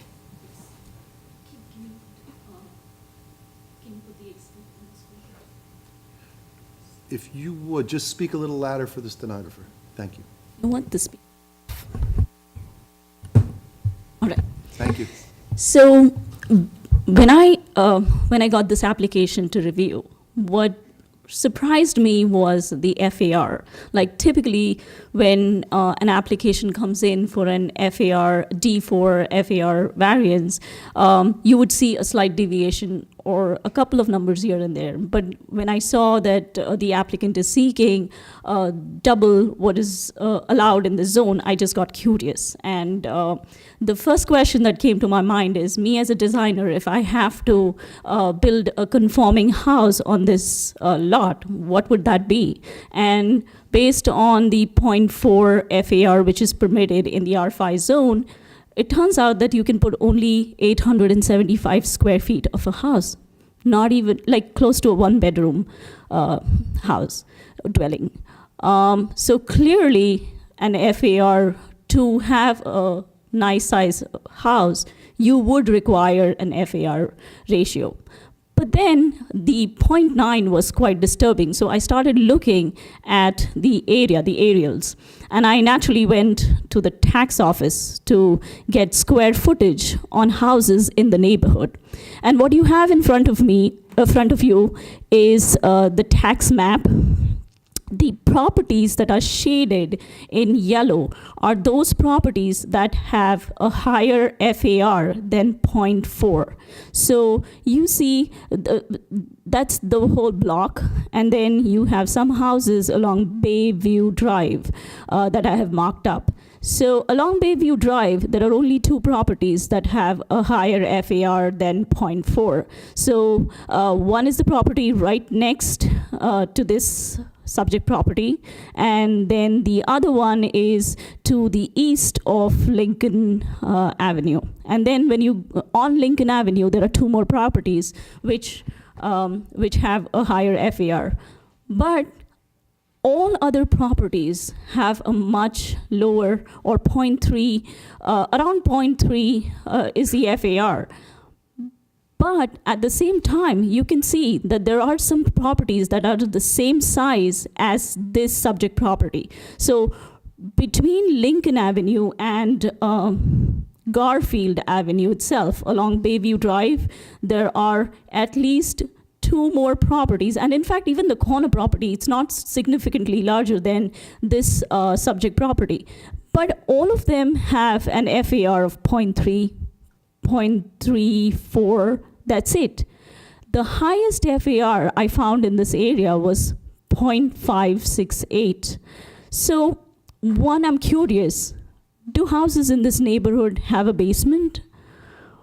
Was the existing home that was on the subject property, did that have a basement? Because probably the higher FAR, 0.9, maybe is because of the basement that is added. So have you studied any information on that? No, I have no knowledge of what's below the structures in the surrounding area, unfortunately. Because the property that is right next to the subject property, it isn't too different than what this property is. Yes, the shape is slightly different. The neighboring property is more rectangular, but they have a house with a 0.568 FAR. So what I'm not able to understand is, why does the proposed home have to have an FAR of 0.9? The only rationale could be the basement that has been added to the house. That could be a very valid rationale.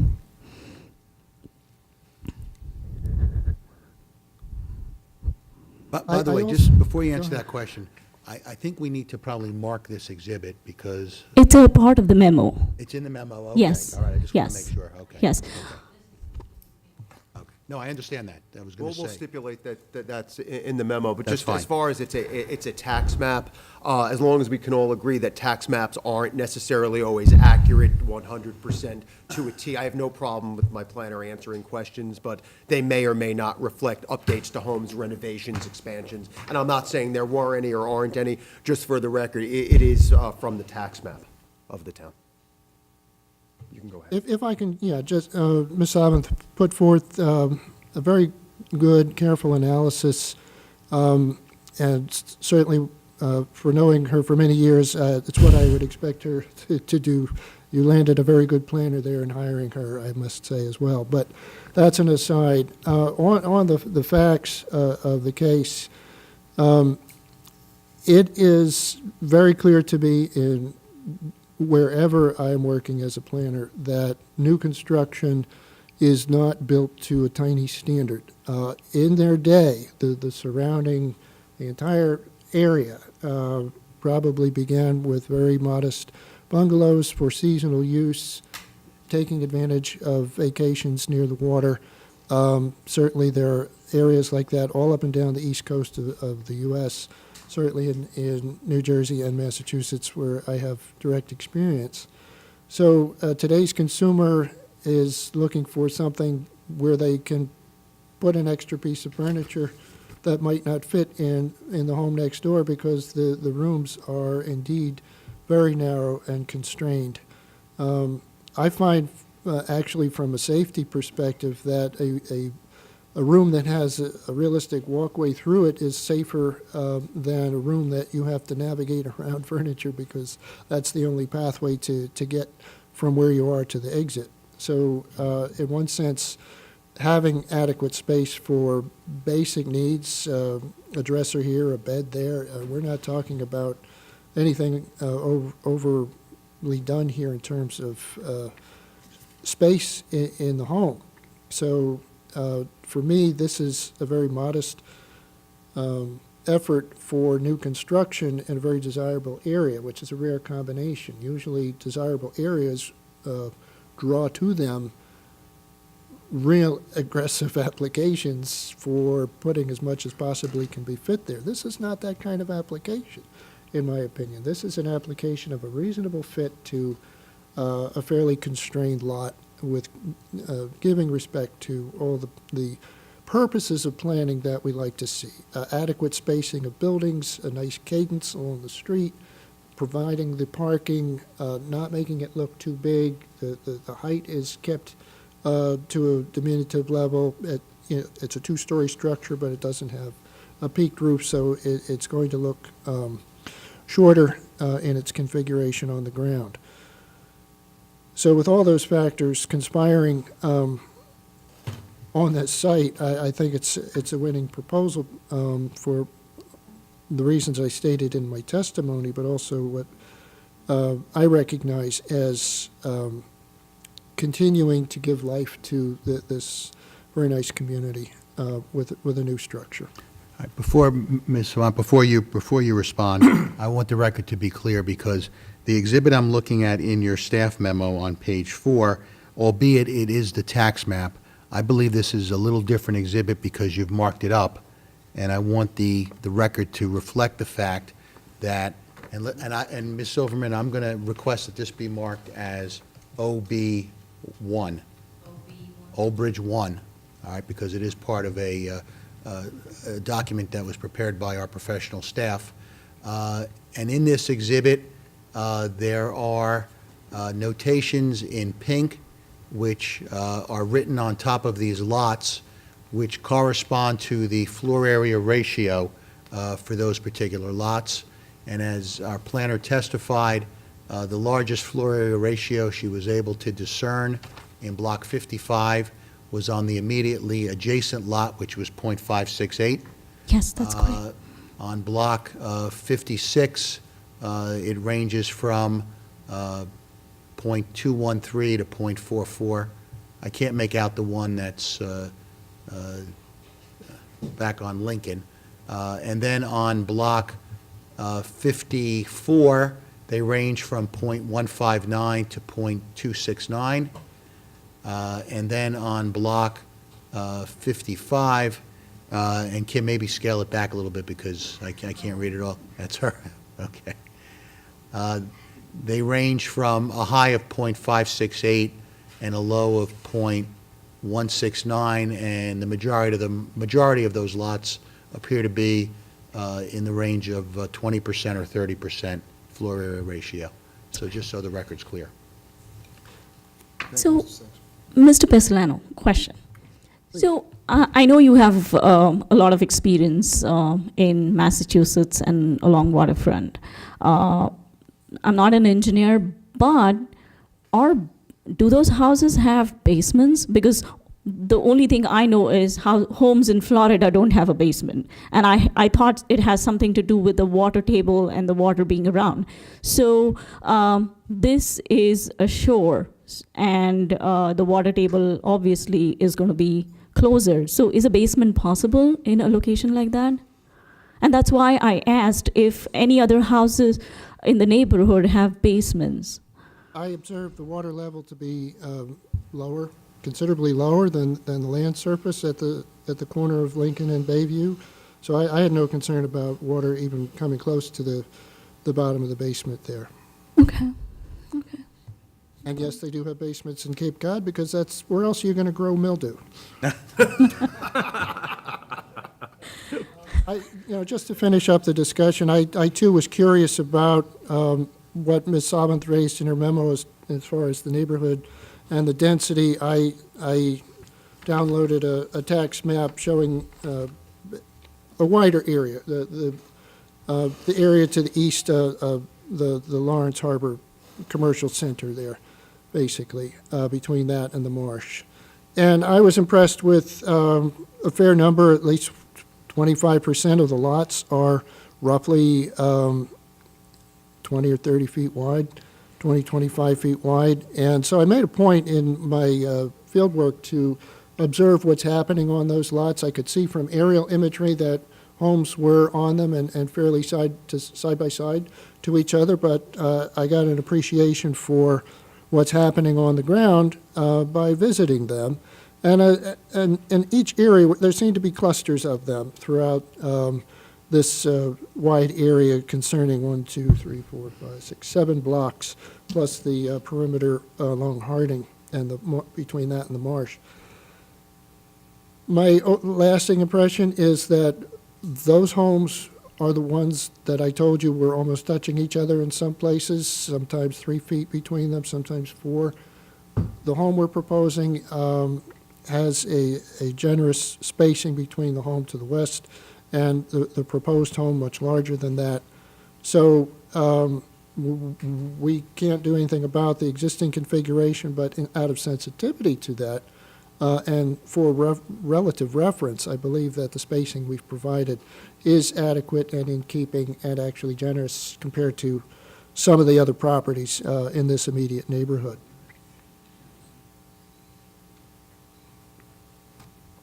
I have no further questions. You have no response, right? Board members on my left, questions of the planner? Can I go back to the parking spots? You mentioned 2 spots. Yes, The parking, where would that be? they're behind the dwelling on a clamshell surface. On the plan.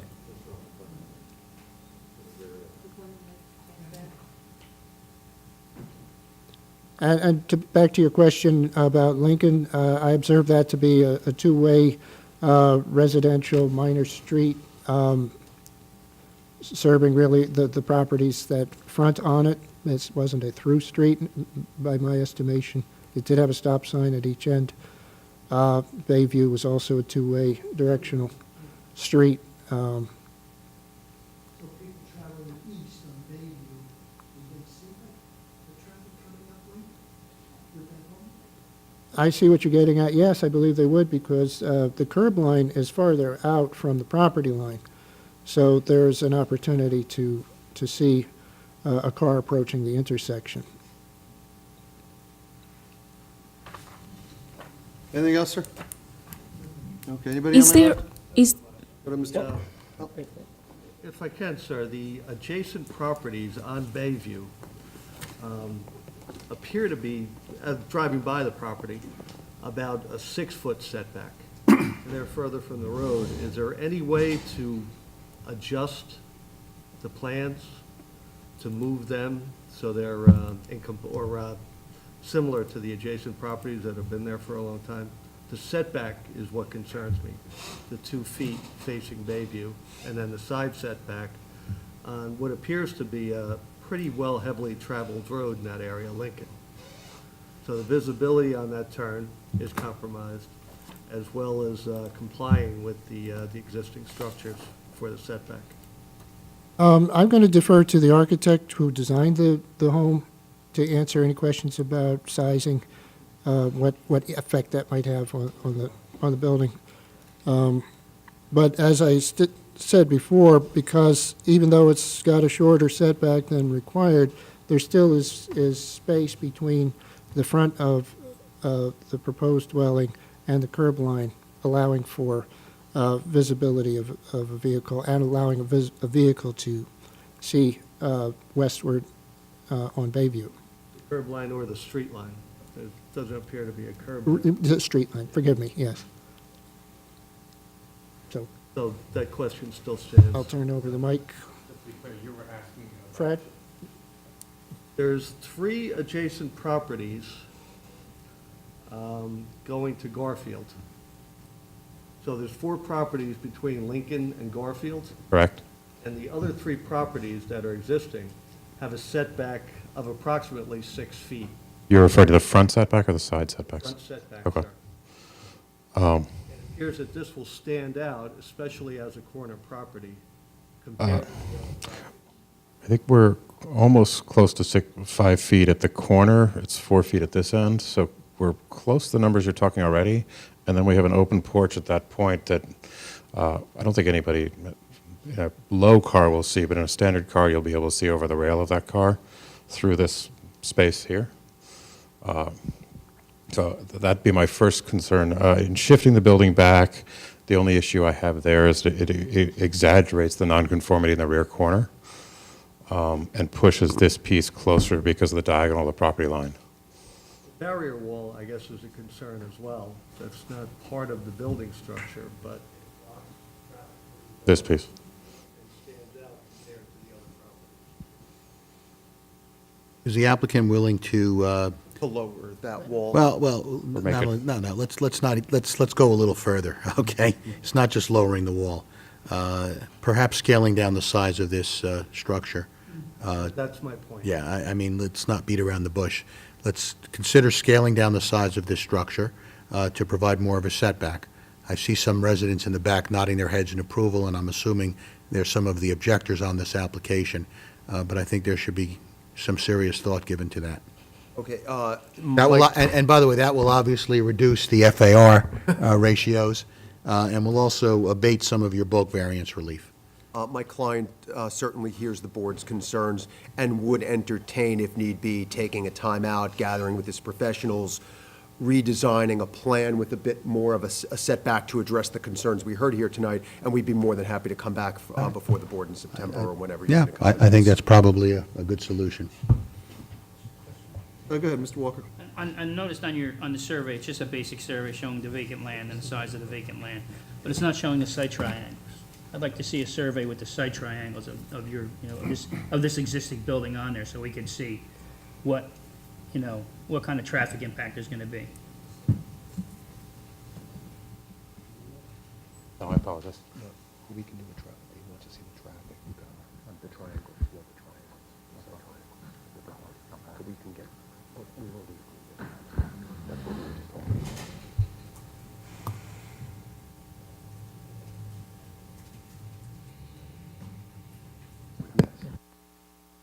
about. That's not a problem, we'll agree to that. Mr. Plucker, what I'd like to do is, Sorry about that. okay, that's all right. Thank you. I'd like to go to the public portion. I have to get that in before we adjourn this and for a continuance. Understood. I do have another application as well this evening that I want to entertain, at least to get that going as well, okay? This is matter 2318Z at 283 Bayview Drive. Anyone here in the courtroom wish to be heard? Okay, I see we have a couple of people. I'll take the gentleman in the back first. You will be next, okay? Not with the glasses, that was for real that time, right? Okay. Sir, please raise your right hand, I'll swear you in. Swear to tell the truth, the whole truth, nothing but the truth, so help you God? All right, please state your name, spelling your last name, address for the record. Robert L. Pascaressa, P-A-S, T-O-R-C-S-S-A, 323 Bayview Drive. And where is your lot, sir? Yellow spot, across the street from him. Point? Three, Oh. 323? On Lincoln? On the corner of Lincoln and Bayview. Gotcha, thank you. Okay. Like someone said before, 2006, the person that lived there, his name was George. He had tons of cats in his house. They tore the house down because it was condemned. The EPA was there, police were there, first aid was there, and that's why the house came down. From that day on, me and my daughter were cutting the grass and maintaining the property there. So I never saw this guy. I don't know him from a hole in the wall. He never mailed me a letter stating that if I wanted to buy the property or not. I never got that. If you put the house forward, you take away my view, my neighbor's view, the driveway. I had to back out of my driveway to go into George's driveway to get out. We shared driveways. That's how we got in and out. The roof on that, that's another thing that would take away our thing for the bay, the view of the bay. And God forbid that he sells the house. Who knows who's going to move in? There'll be parties there or whatever with that structure. My opinion is, can he build the house the same thing like the house next to him that was there? I got no complaints with that. You want to put a basement there? Be my guest. I do not have a basement. I got to walk down, spot. My furnace is down there. My hot water heater is down there. That's it. My basement is a crawl area. That's all I got in my basement. During Sandy, the water came in. I know you know it came into the park there halfway. The trees, they took down the trees, but that protected us. But like I said, I cut your grass all the time. Never saw them. So can I ask you a question? Is that roadway there elevated from the bay and by how high? It's an incline going up. There's a turn that is a blind spot, and Lincoln is very, very busy. I mean, Bayview is very, very busy. I mean, you got to watch out. Bayview or Lincoln? Bayview is very busy street. So, like I said, the driveway, I got no complaints. You want to back up and down into my driveway, that's how we worked it. Okay. We thank you for your comments, sir. Thank you. Could I just ask the witness a couple of questions? Thank you, Mr. Pastoressa. Did I say that correctly? Thank you. How long have you lived at 323 Bayview? Since 85.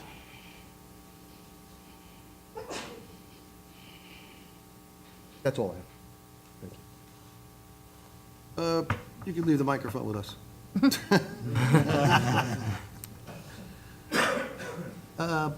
Ma'am, you can come forward. Board Attorney will swear you in.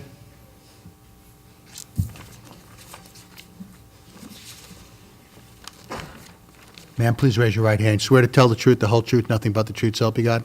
I do. Please state your name, spelling your last name, address for the record. Catherine Cardos, Kardos, 321 Lincoln Avenue. Where are you located, ma'am? I am diagonally across, behind yellow, point 44 or whatever that is. Okay. Right. You're the corner lot? No, I am not Yes. on the corner. You're behind Mr. I am you're behind him. Mr. Bob. Got it. Yes, yes. I guess I've never seen the actual artist's drawing, and I understand the need for a home to be there. You purchase a lot, you want to put a home there. I'm not an architect, I'm not an engineer, I don't know all these requirements and everything. What I do know is that's a very difficult corner to make a left turn on.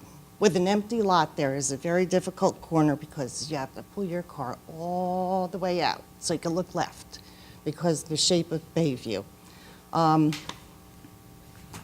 That, whatever that like little wall thing next to the steps would definitely be a site detriment. I mean, that would definitely be a problem. In the winter, when they plowed the roads, snow's plowed up against the guardrail there, it makes Bayview even narrower. The turn is more difficult.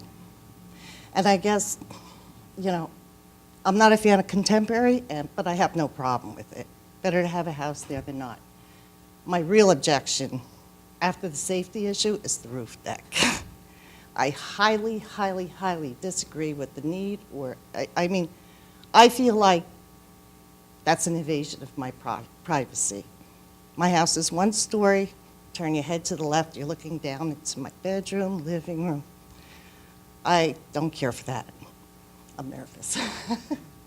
I don't care for that. That being said, that's really all I came here to talk about, was that roof deck and the safety issue, making a left turn onto Bayview. Thank you, ma'am. What was the number again on the? 321 Lincoln. Mm-hmm. Okay, thanks. Thank you. Anyone else in the audience this evening? Close the public portion for this evening. Mr. Plucker, you're going to get another date. We'll reconvene on this matter. Absolutely. Before you leave and before I do anything else, does any board members have any questions on my left? We are going to continue this, but do you have anything pressing? How about on my right? None? Mr. Sachs, anything? Okay. Kim? October 4? Is that okay, Mr. Plucker? And Kim, what's our mandatory date on this one, do we know? If not, we can extend it. Oh, October 31st, then we're good, okay. Okay, we're good, okay. October 4th, is that going to be? We're okay? just checking with the Okay. planner. It's good for everybody else. That's a Thursday, correct? Okay, I'm good. Thank you. No notice required? No further notice required. Thank you. If anyone here is on this application, members of the public who spoke, you will not receive any further notice of the continuance of this hearing. It will be scheduled for October 4th, Thursday night, 7:30, regularly scheduled zoning board of adjustment meeting. Thank you, Mr. Sachs. We are going to take a 5-minute recess for the stenographer who's going to have to work again for the next application. All right, please, we're going to try and hold it down to 5. We do want to afford as much time as possible to the last application. We stand at recess.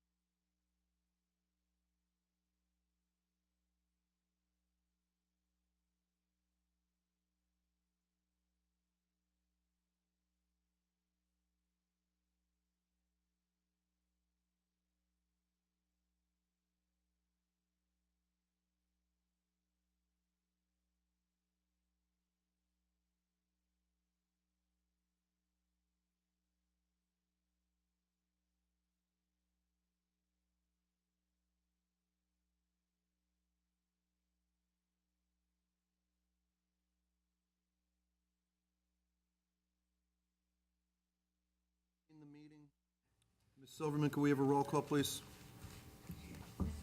Here. Here. Here. Here. Here. Here. Here. Here. All right, one matter to take care of before we start with the last application of the evening, and that is in reference to the last application, which was 2318Z Coaster International LLC. Before the recess, we had set a continuance date to October 4th. That date is not going to work for some of the professionals involved in this application. Therefore, that matter will be changed to November 1 of this year on our agenda. So there will be no further notice on that. It will be November 1st, 2018. 7:30 start.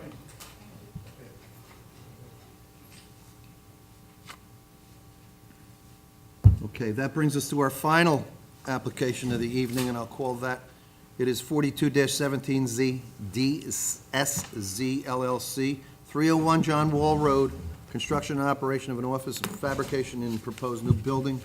This is for a D variance. It's in the CN zone. George Pressler Esquire is representing. Sir? Good evening, Mr. Chairman, members of the board. My name is George Pressler.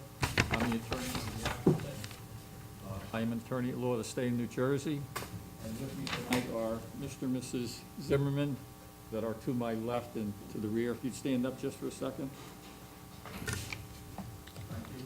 And John Plashkanka, our engineer, who is seated to the left here at the council table. And John Chadwick in the white shirt, who is to my left and to the rear. This application is for premises located at 301 John Wall Road in Old Bridge. The subject property is also known as Block 22,000 and Lot 25.11. The property is located in a CN zone. The property itself contains approximately 10 acres, maybe a little bit more.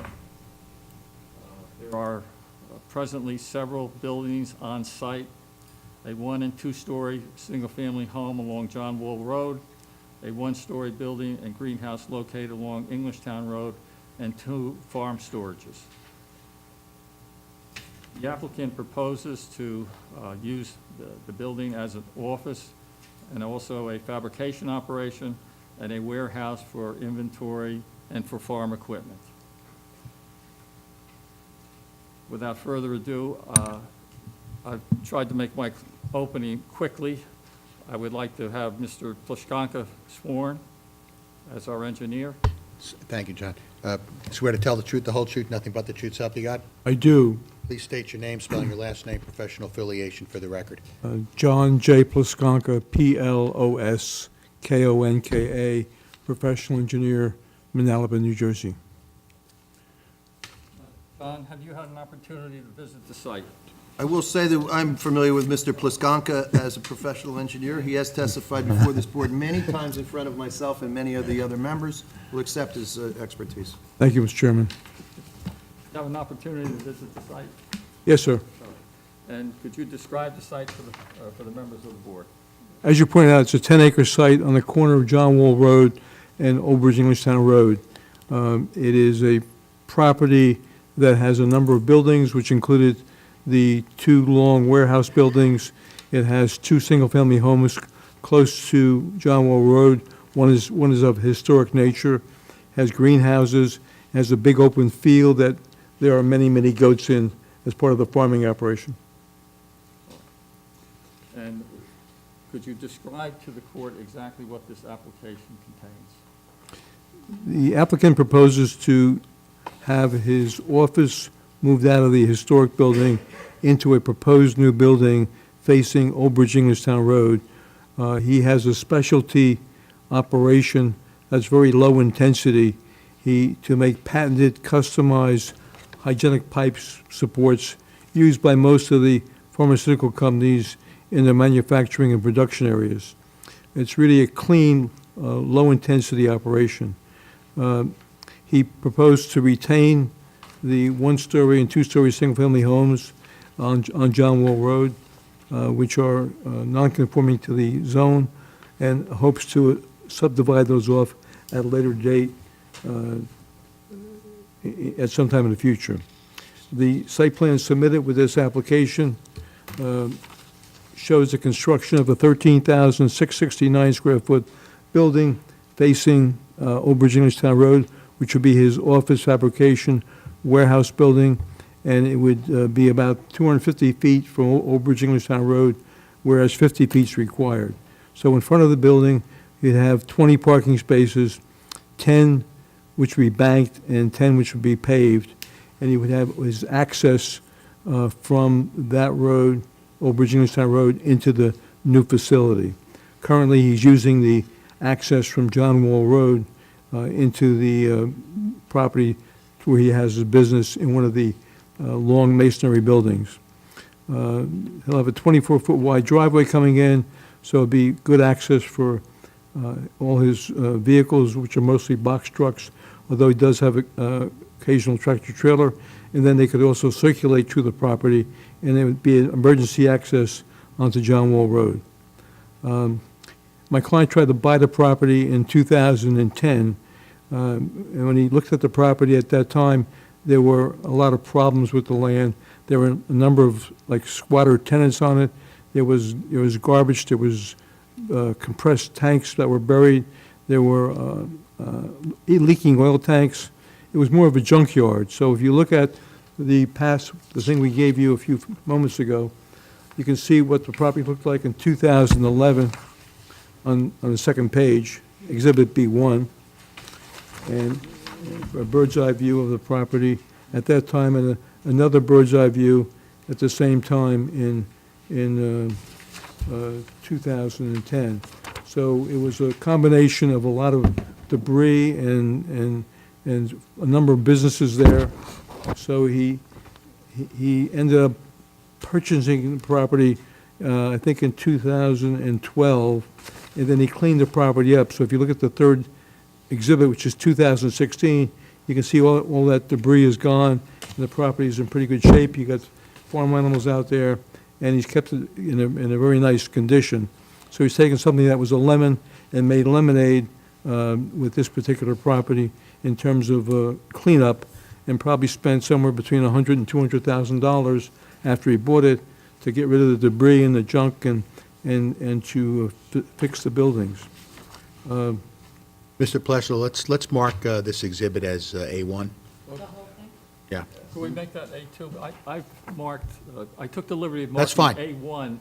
A1, the deed. We can mark it A2 then. But I haven't offered it yet, but thank you. That's fine. We'll mark it A2. Go ahead, sir. Thank you. Prior to purchasing the property in 2012, he did meet with Michael Szerzinski, the zoning officer, and Kevin Staff, the construction officer, and he was given the right to use the site for his retail nursery market and his business, Procom, Inc. Once he purchased the property, it took him a while to clean it up and to move in. In 2013, he became aware that there was a plan to run a road through this property near the intersection of John Wall Road and Old Bridge Englishtown Road. So Atlantic Realty Development Company has a plan before the town. It's been around for a number of years. I'm not sure how long, but they want to realign John Wall Road and then connect it to Matchaponics Road and put a light at that intersection. That's been ongoing, and my client has met with the people from Woodhaven, Atlantic Realty Company, and he's still working on an agreement to make that happen. His business right now is operations 8:30 to 5 p.m., 5 days a week.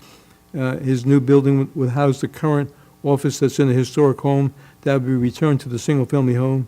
And the farming employees, he has 8 employees. Some are on site, some are away, meeting with clients. So most of the business is done on the phone, so he's not going to have a lot of people coming to this facility. There's no retail here. This is all manufacturing, fabrication rather, and delivering to a client by UPS or other vehicles that come onto the site. The The farming on the site will continue, takes up most of the land. The fabrication would be about 2 acres to 3 acres, and the home utilizes about 1.5 acres. He will lose about 1 acre of land when they work out the deal for the road going through. We saw the report from the planner, and I don't have much to say on that. Our planning expert, Mr. Chadwick, will talk about that. But we did provide lots of information as per Nicole Shapiro in terms of defining the wetlands, the floodplain, and traffic report, which also said that the property is very low intensity in terms of traffic. So in summary, they're going to continue the negotiations with Woodhaven Development to realign the road. And this is for the use variance only tonight. The site plan issues will be considered at a later date if the board approves this use variance. Things like the DEP and other permits that we need would also be at the site plan stage, if the board approves the plan, and we look at the parking, screening, buffering, landscaping, and setbacks related to the standards of Old Bridge Township at that time. Could you tell the board what is going to be stored in the buildings? The two long storage buildings you see on the property would be basically for his warehouse storage as well as for farm equipment storage for the farming on the property, but no business in terms of his fabrication business would all be in the new 13,000 square foot building. And so, how about farm? That would be in the long buildings also. And any personal items that this stored in the building? He may store some of his own personal stuff in the building. The planner makes a couple of suggestions concerning has the applicant considered a subdivision of the property? Have you consulted with your client about that? He does want to divide the two homes from the balance of the CN property because they're residential in nature, and that would be a future application before this board. And the reason being is because we're not certain exactly where the new road is going to be. That has not been determined at this juncture, correct? We have a general rule, but it's been changed a couple of times, but it's going to basically come in from the John Wall Road and then swing into Matchaponics Road, which is kind of a fixed point, so you can't change it too much. All right. Do you have any idea how much property under the present proposal would be taken? Might lose an acre of property, and he'd have a sliver left over to the south of the property, which would be like a 1 acre piece, if that happens. Nothing further. Ms. Sawant? Yes. Kim, can you put the exhibit on? Thank you. So, I did a lot of research on this application because I heard from the planning staff that it's been there for quite some time. There have been meetings in the past, and I started digging out the history. So, a couple of things.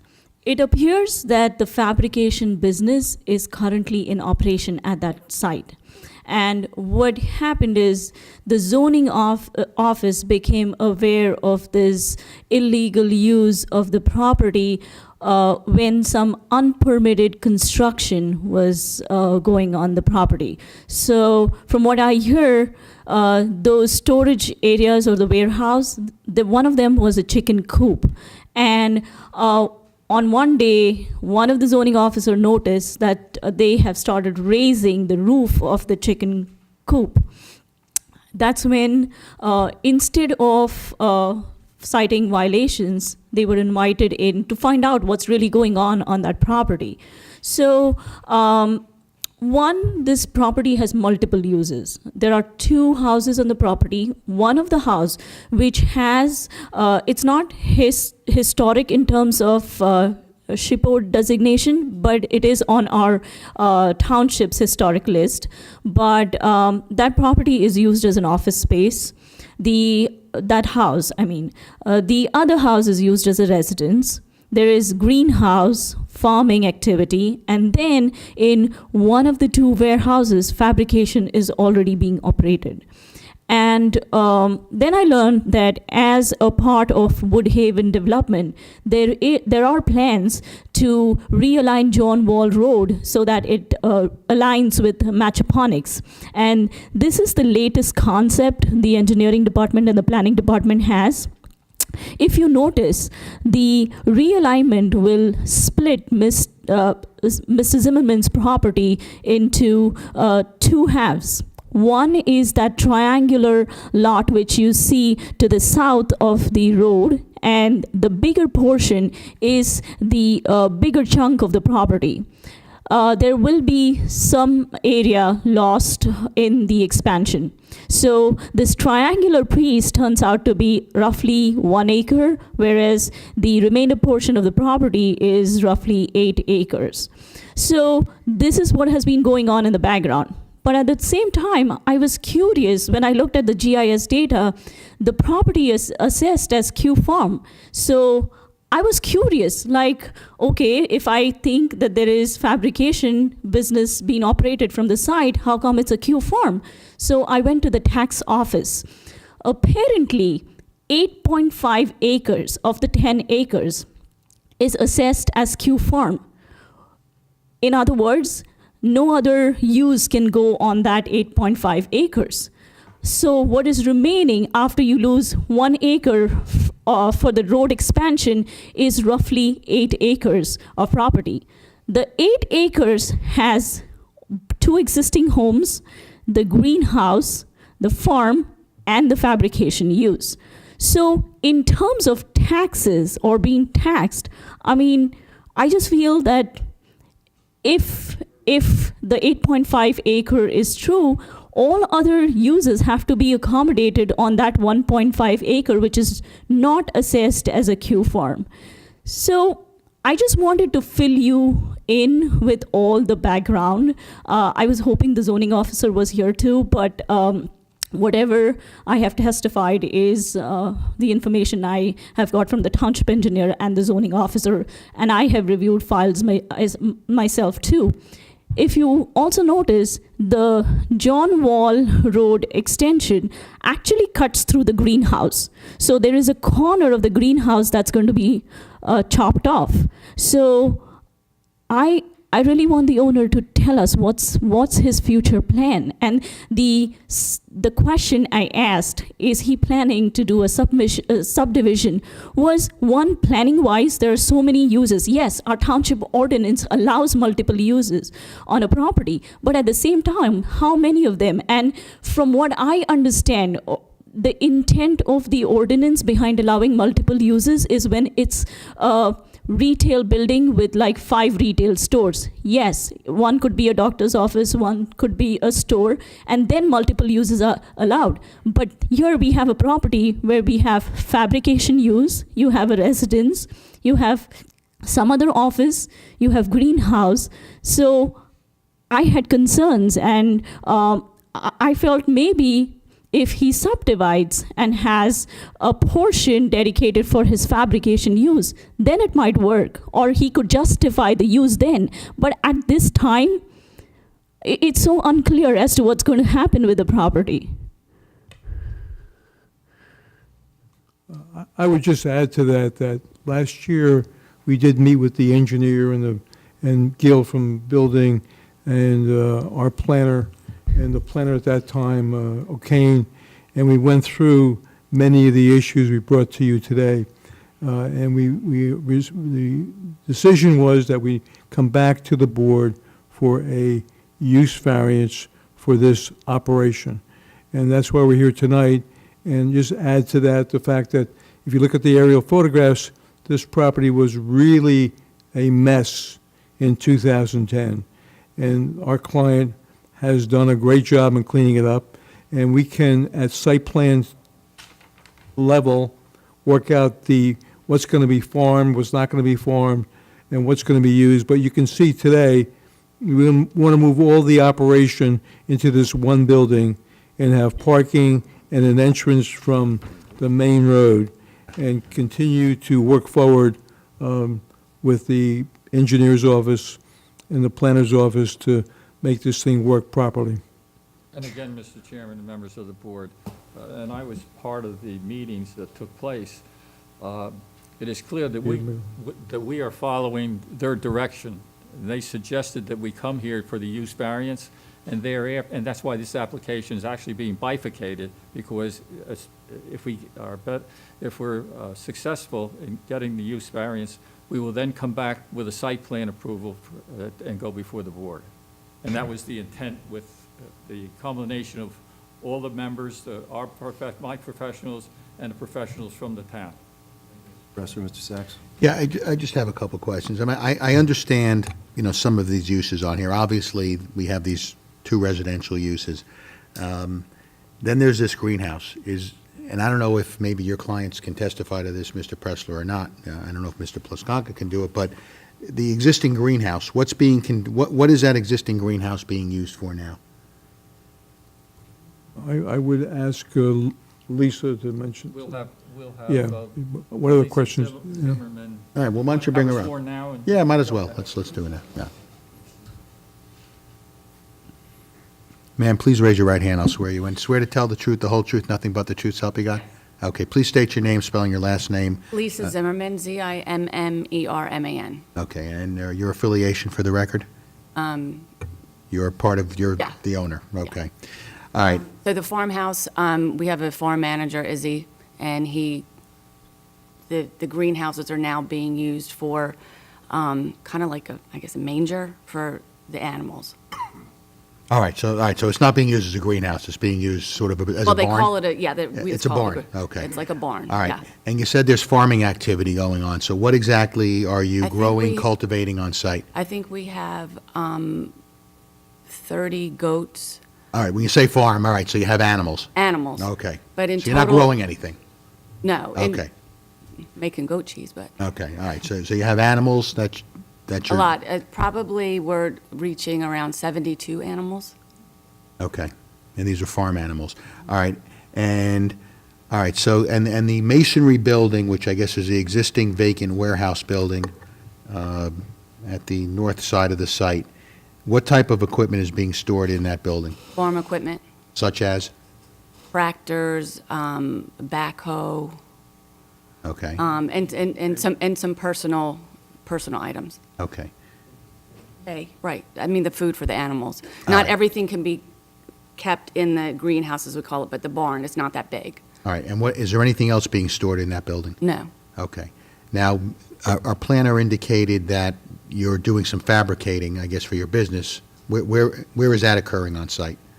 In the first building, not in that new building, not in the back. There's 2 long masonry buildings. It would be In the- the one in the south, front. the southern building? Yeah. Okay. And we didn't start doing the fabrication until we got the permit from the fire marshal.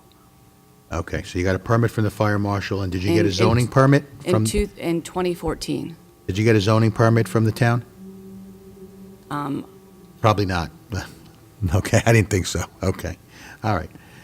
All right, all right, and then obviously what you're proposing then is to build this new building, 13,000 square foot, which will then house your business for an office and for the fabrication. And then, yes. Okay, all right. Hang on one second. Ms. Sawant? So the animals, have these 70 animals been on the farm all these years? Oh, we have like 12, there's like 12 babies that were just born. The reason I ask is, from what I have heard, there used to be one goat on the site a few months back, and now... A few months? No, that's incorrect. This is what I have heard, and it's from residents living Okay. around that area, that there used to be a goat on the farm, and now suddenly there are like 30 goats on the farm, and that's why I asked. I mean, I don't know where your sources are, but I think that would be a little bit impossible. And the warehousing, so I just want to be clear, you're asking for a use variance for just the fabrication use or even warehousing? Because based on our township code, only warehousing related to the farm products is permitted, but if it's any other type of warehousing, it is not permitted.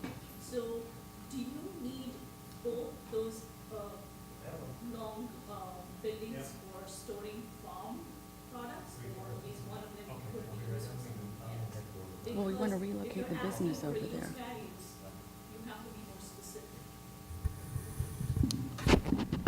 The primary operation would be in the new building. However, there could be storage of equipment. Hold on one second. The fire marshal's being called out in an emergency. He wants to put something on the record. Sure. Just since I've been around for over 17 years, that was Vinnie's nursery. He was mainly greenhouses for planting, trees, shrubs, no animals when Vinnie was here back. Then they bought the property back then. They are correct. The back building was a disaster. The site was a disaster. There were people squatting in that northern building for years. But back in 14, prior to me doing an inspection, the zoning, Mike Sadinsky and Kevin Stafford, they did go there. So where the communication got changed, I don't know. But they started doing this little fabrication. It is not a big operation. It is in that southern building. Exactly what Mr. Patonska says. It's very low-key. I mean, it's very clean in there. So why there's animals there now, I don't know. But there isn't, I understand probably why, but honestly, the whole operation, it isn't just because I did the inspection they were allowed to be there. There was a lot of going on back in 14 when they noticed after Vinnie sold the nursery and then they started this fabrication is when they started to knock down some of the old buildings because I condemned them and they were starting to clean the site up. So, in a roundabout way, they are saying it is what our plan is saying. I don't know anything about the planning part of it, but I understand the farm, and let's put animals on it, then we keep the taxes as a farm. I don't understand all the other things that she's saying, but all I'm saying, Jimmy, it is, that's the history real quick. And he's been doing what he had to do under the fire code for all these years now. So that's all I just wanted to bring up before I run to this call. Well, we appreciate you going on the record. It probably enlightens a lot of the panel here and maybe so on as to the history, but there may be some problems with some mixed uses, so that's what we have to do. And we know you have to leave an emergency. We thank you. This will be continued anyway, so I'm sure you'll be back. All right, thanks. Good luck. Thank you, Mr. Hart. Mr. Busconka, we interrupted you. Please feel free to go ahead. I was Thank saying. you for deferring to the fire marshal. Fire is important. Yes, it is. Yes. The building will be primarily built to utilize for the operation. Now, if there's some pipes that come in, they can't fit in the building, 20-foot-long pipes, they would put those pipes in one of these warehouses. But that would be for storage only. It wouldn't be for any kind of operation or maintenance. So we'd like to use maybe one of the buildings, the most southerly one, as partially used for this operation also, as part of the request. And I might add, if I may, that as the product is being produced, it may have to be stored for a few days until picked up by either a UPS truck or something of that nature. But it will be warehousing, and it's warehousing for a product that's produced. Mr. Chairman, I just have one comment, I think, on the, you do have a number of multiple uses on this property. Obviously, you've got the residential use, you've got the farm use, which I'm assuming is for tax purposes, all right? And then you have this proposed manufacturing use, for lack of a better term, which I assume is the primary use of what this property is all about. I think I do agree with our planner that subdividing this property and separating the uses probably is the wisest thing to do. Well, sir, we're not at the public yet, all right, so. But anyway, I mean, certainly if you want to keep the residential uses, there could be a subdivision of that property. If, and then maybe a subdivision of the manufacturing use. Now, I don't know if that's going to give you enough property to qualify for farmland assessment. It may not, in which case you may have to eliminate the animals. That's up to you, but. Larry, all those things are on the table. We have various plans that we have involving the subdivision, for example, of the single-family home, historic, and the other home. We also have a proposal, again, these are hypothetical, for a project right on 516, all right, and subdividing a portion of that off. There are several plans on the board, yes. And you're exactly right, it's going to happen. But the only thing on the table today is what you see on this plan. Nothing else is proposed except what this plan shows, Yes, the use variance. including the triangle in that roadway. That's not part of this application. That's something to be considered later on. Yeah, well, we don't know, Yeah. if it's going to happen, when it's going to happen. Sir, please, all right? I would, no, You said you don't know that's going to happen. I did, we excuse can't me. take commentary from the public. This is being, the stenographers take, well, sir, I'm going to have to ask you to leave if you're going to do that. You can't disrupt the meeting. This is a public meeting. Sit up there saying something that's not true. Sir. Well, so you'll I'm have an asking you opportunity just to speak. We will have a public portion if you want to speak, but right now, I'm going to ask you to please remain silent, as I would ask everyone in the audience, until we hear the testimony. During the public portion, you're entitled to say whatever you want, okay? When the public portion comes. Thank you very much for your cooperation. All right, so, anyway, that's just my comment about the subdivision. I think it, all right, but, okay. I'm sure some of the other board members may have some comment, but we'll wait till Mr. Sullivan comes back to the chair. I'm sorry. I just wanted to see if the planner wanted to speak again. I know she had some matters, but no, she does not this time. Mr. Sachs, I missed what was going on. No, I just basically said that's my comment. Okay.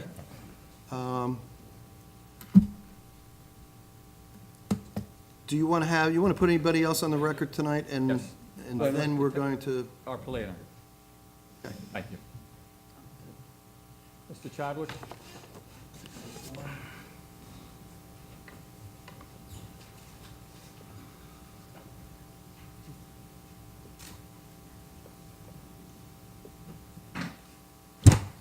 Mr. Chadwick, please raise your right hand. I'll swear you in. Swear to tell the truth, the whole truth, nothing but the truth, so help you God? Yes. Please state your name, spelling your last name, professional affiliation for the record. Name is John Chadwick, Chadwick, and I'm a licensed professional planner in the state of New Jersey. Have you appeared before this board before? Not recently. He's been, I know he's been here in the past, though, Yeah. so. I recognize the face. We'll accept his credentials. I recognize two faces, too, but All right, John, I've been here during the course of the hearing, discussed with Mr. Posanker and Ms. Zimmerman the process, and have heard your comments from your planner. It's a D variance. It's an adaptive reuse project. These old chicken houses of the 50s and before, block walls, pretty good roofs, out the old stud and cardboard buildings. These are substantial structures. And this is one of the adaptive reuses that I think makes a lot of sense. It's a commercial neighborhood zone. That zone has a described purpose of saying serving the neighborhood. But when you look at your use table, lumberyards are permitted, a lot of uses that would be artisan uses, tradesman-type uses. This is a specialty fabrication business that has 8 people involved with it, 2 of them on the road seeing clients. And you have certain product delivered. Currently, it comes off of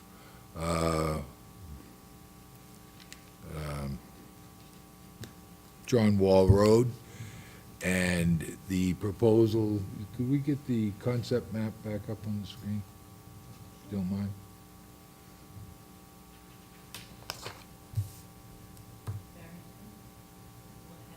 Yes.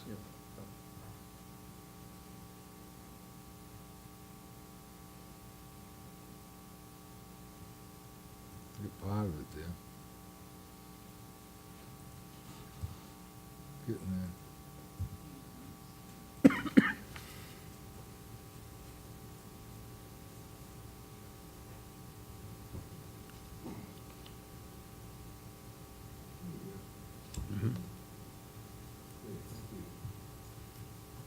Looked at that diagram.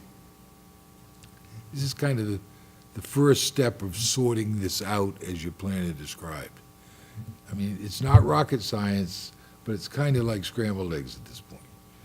We've got some agricultural uses going on.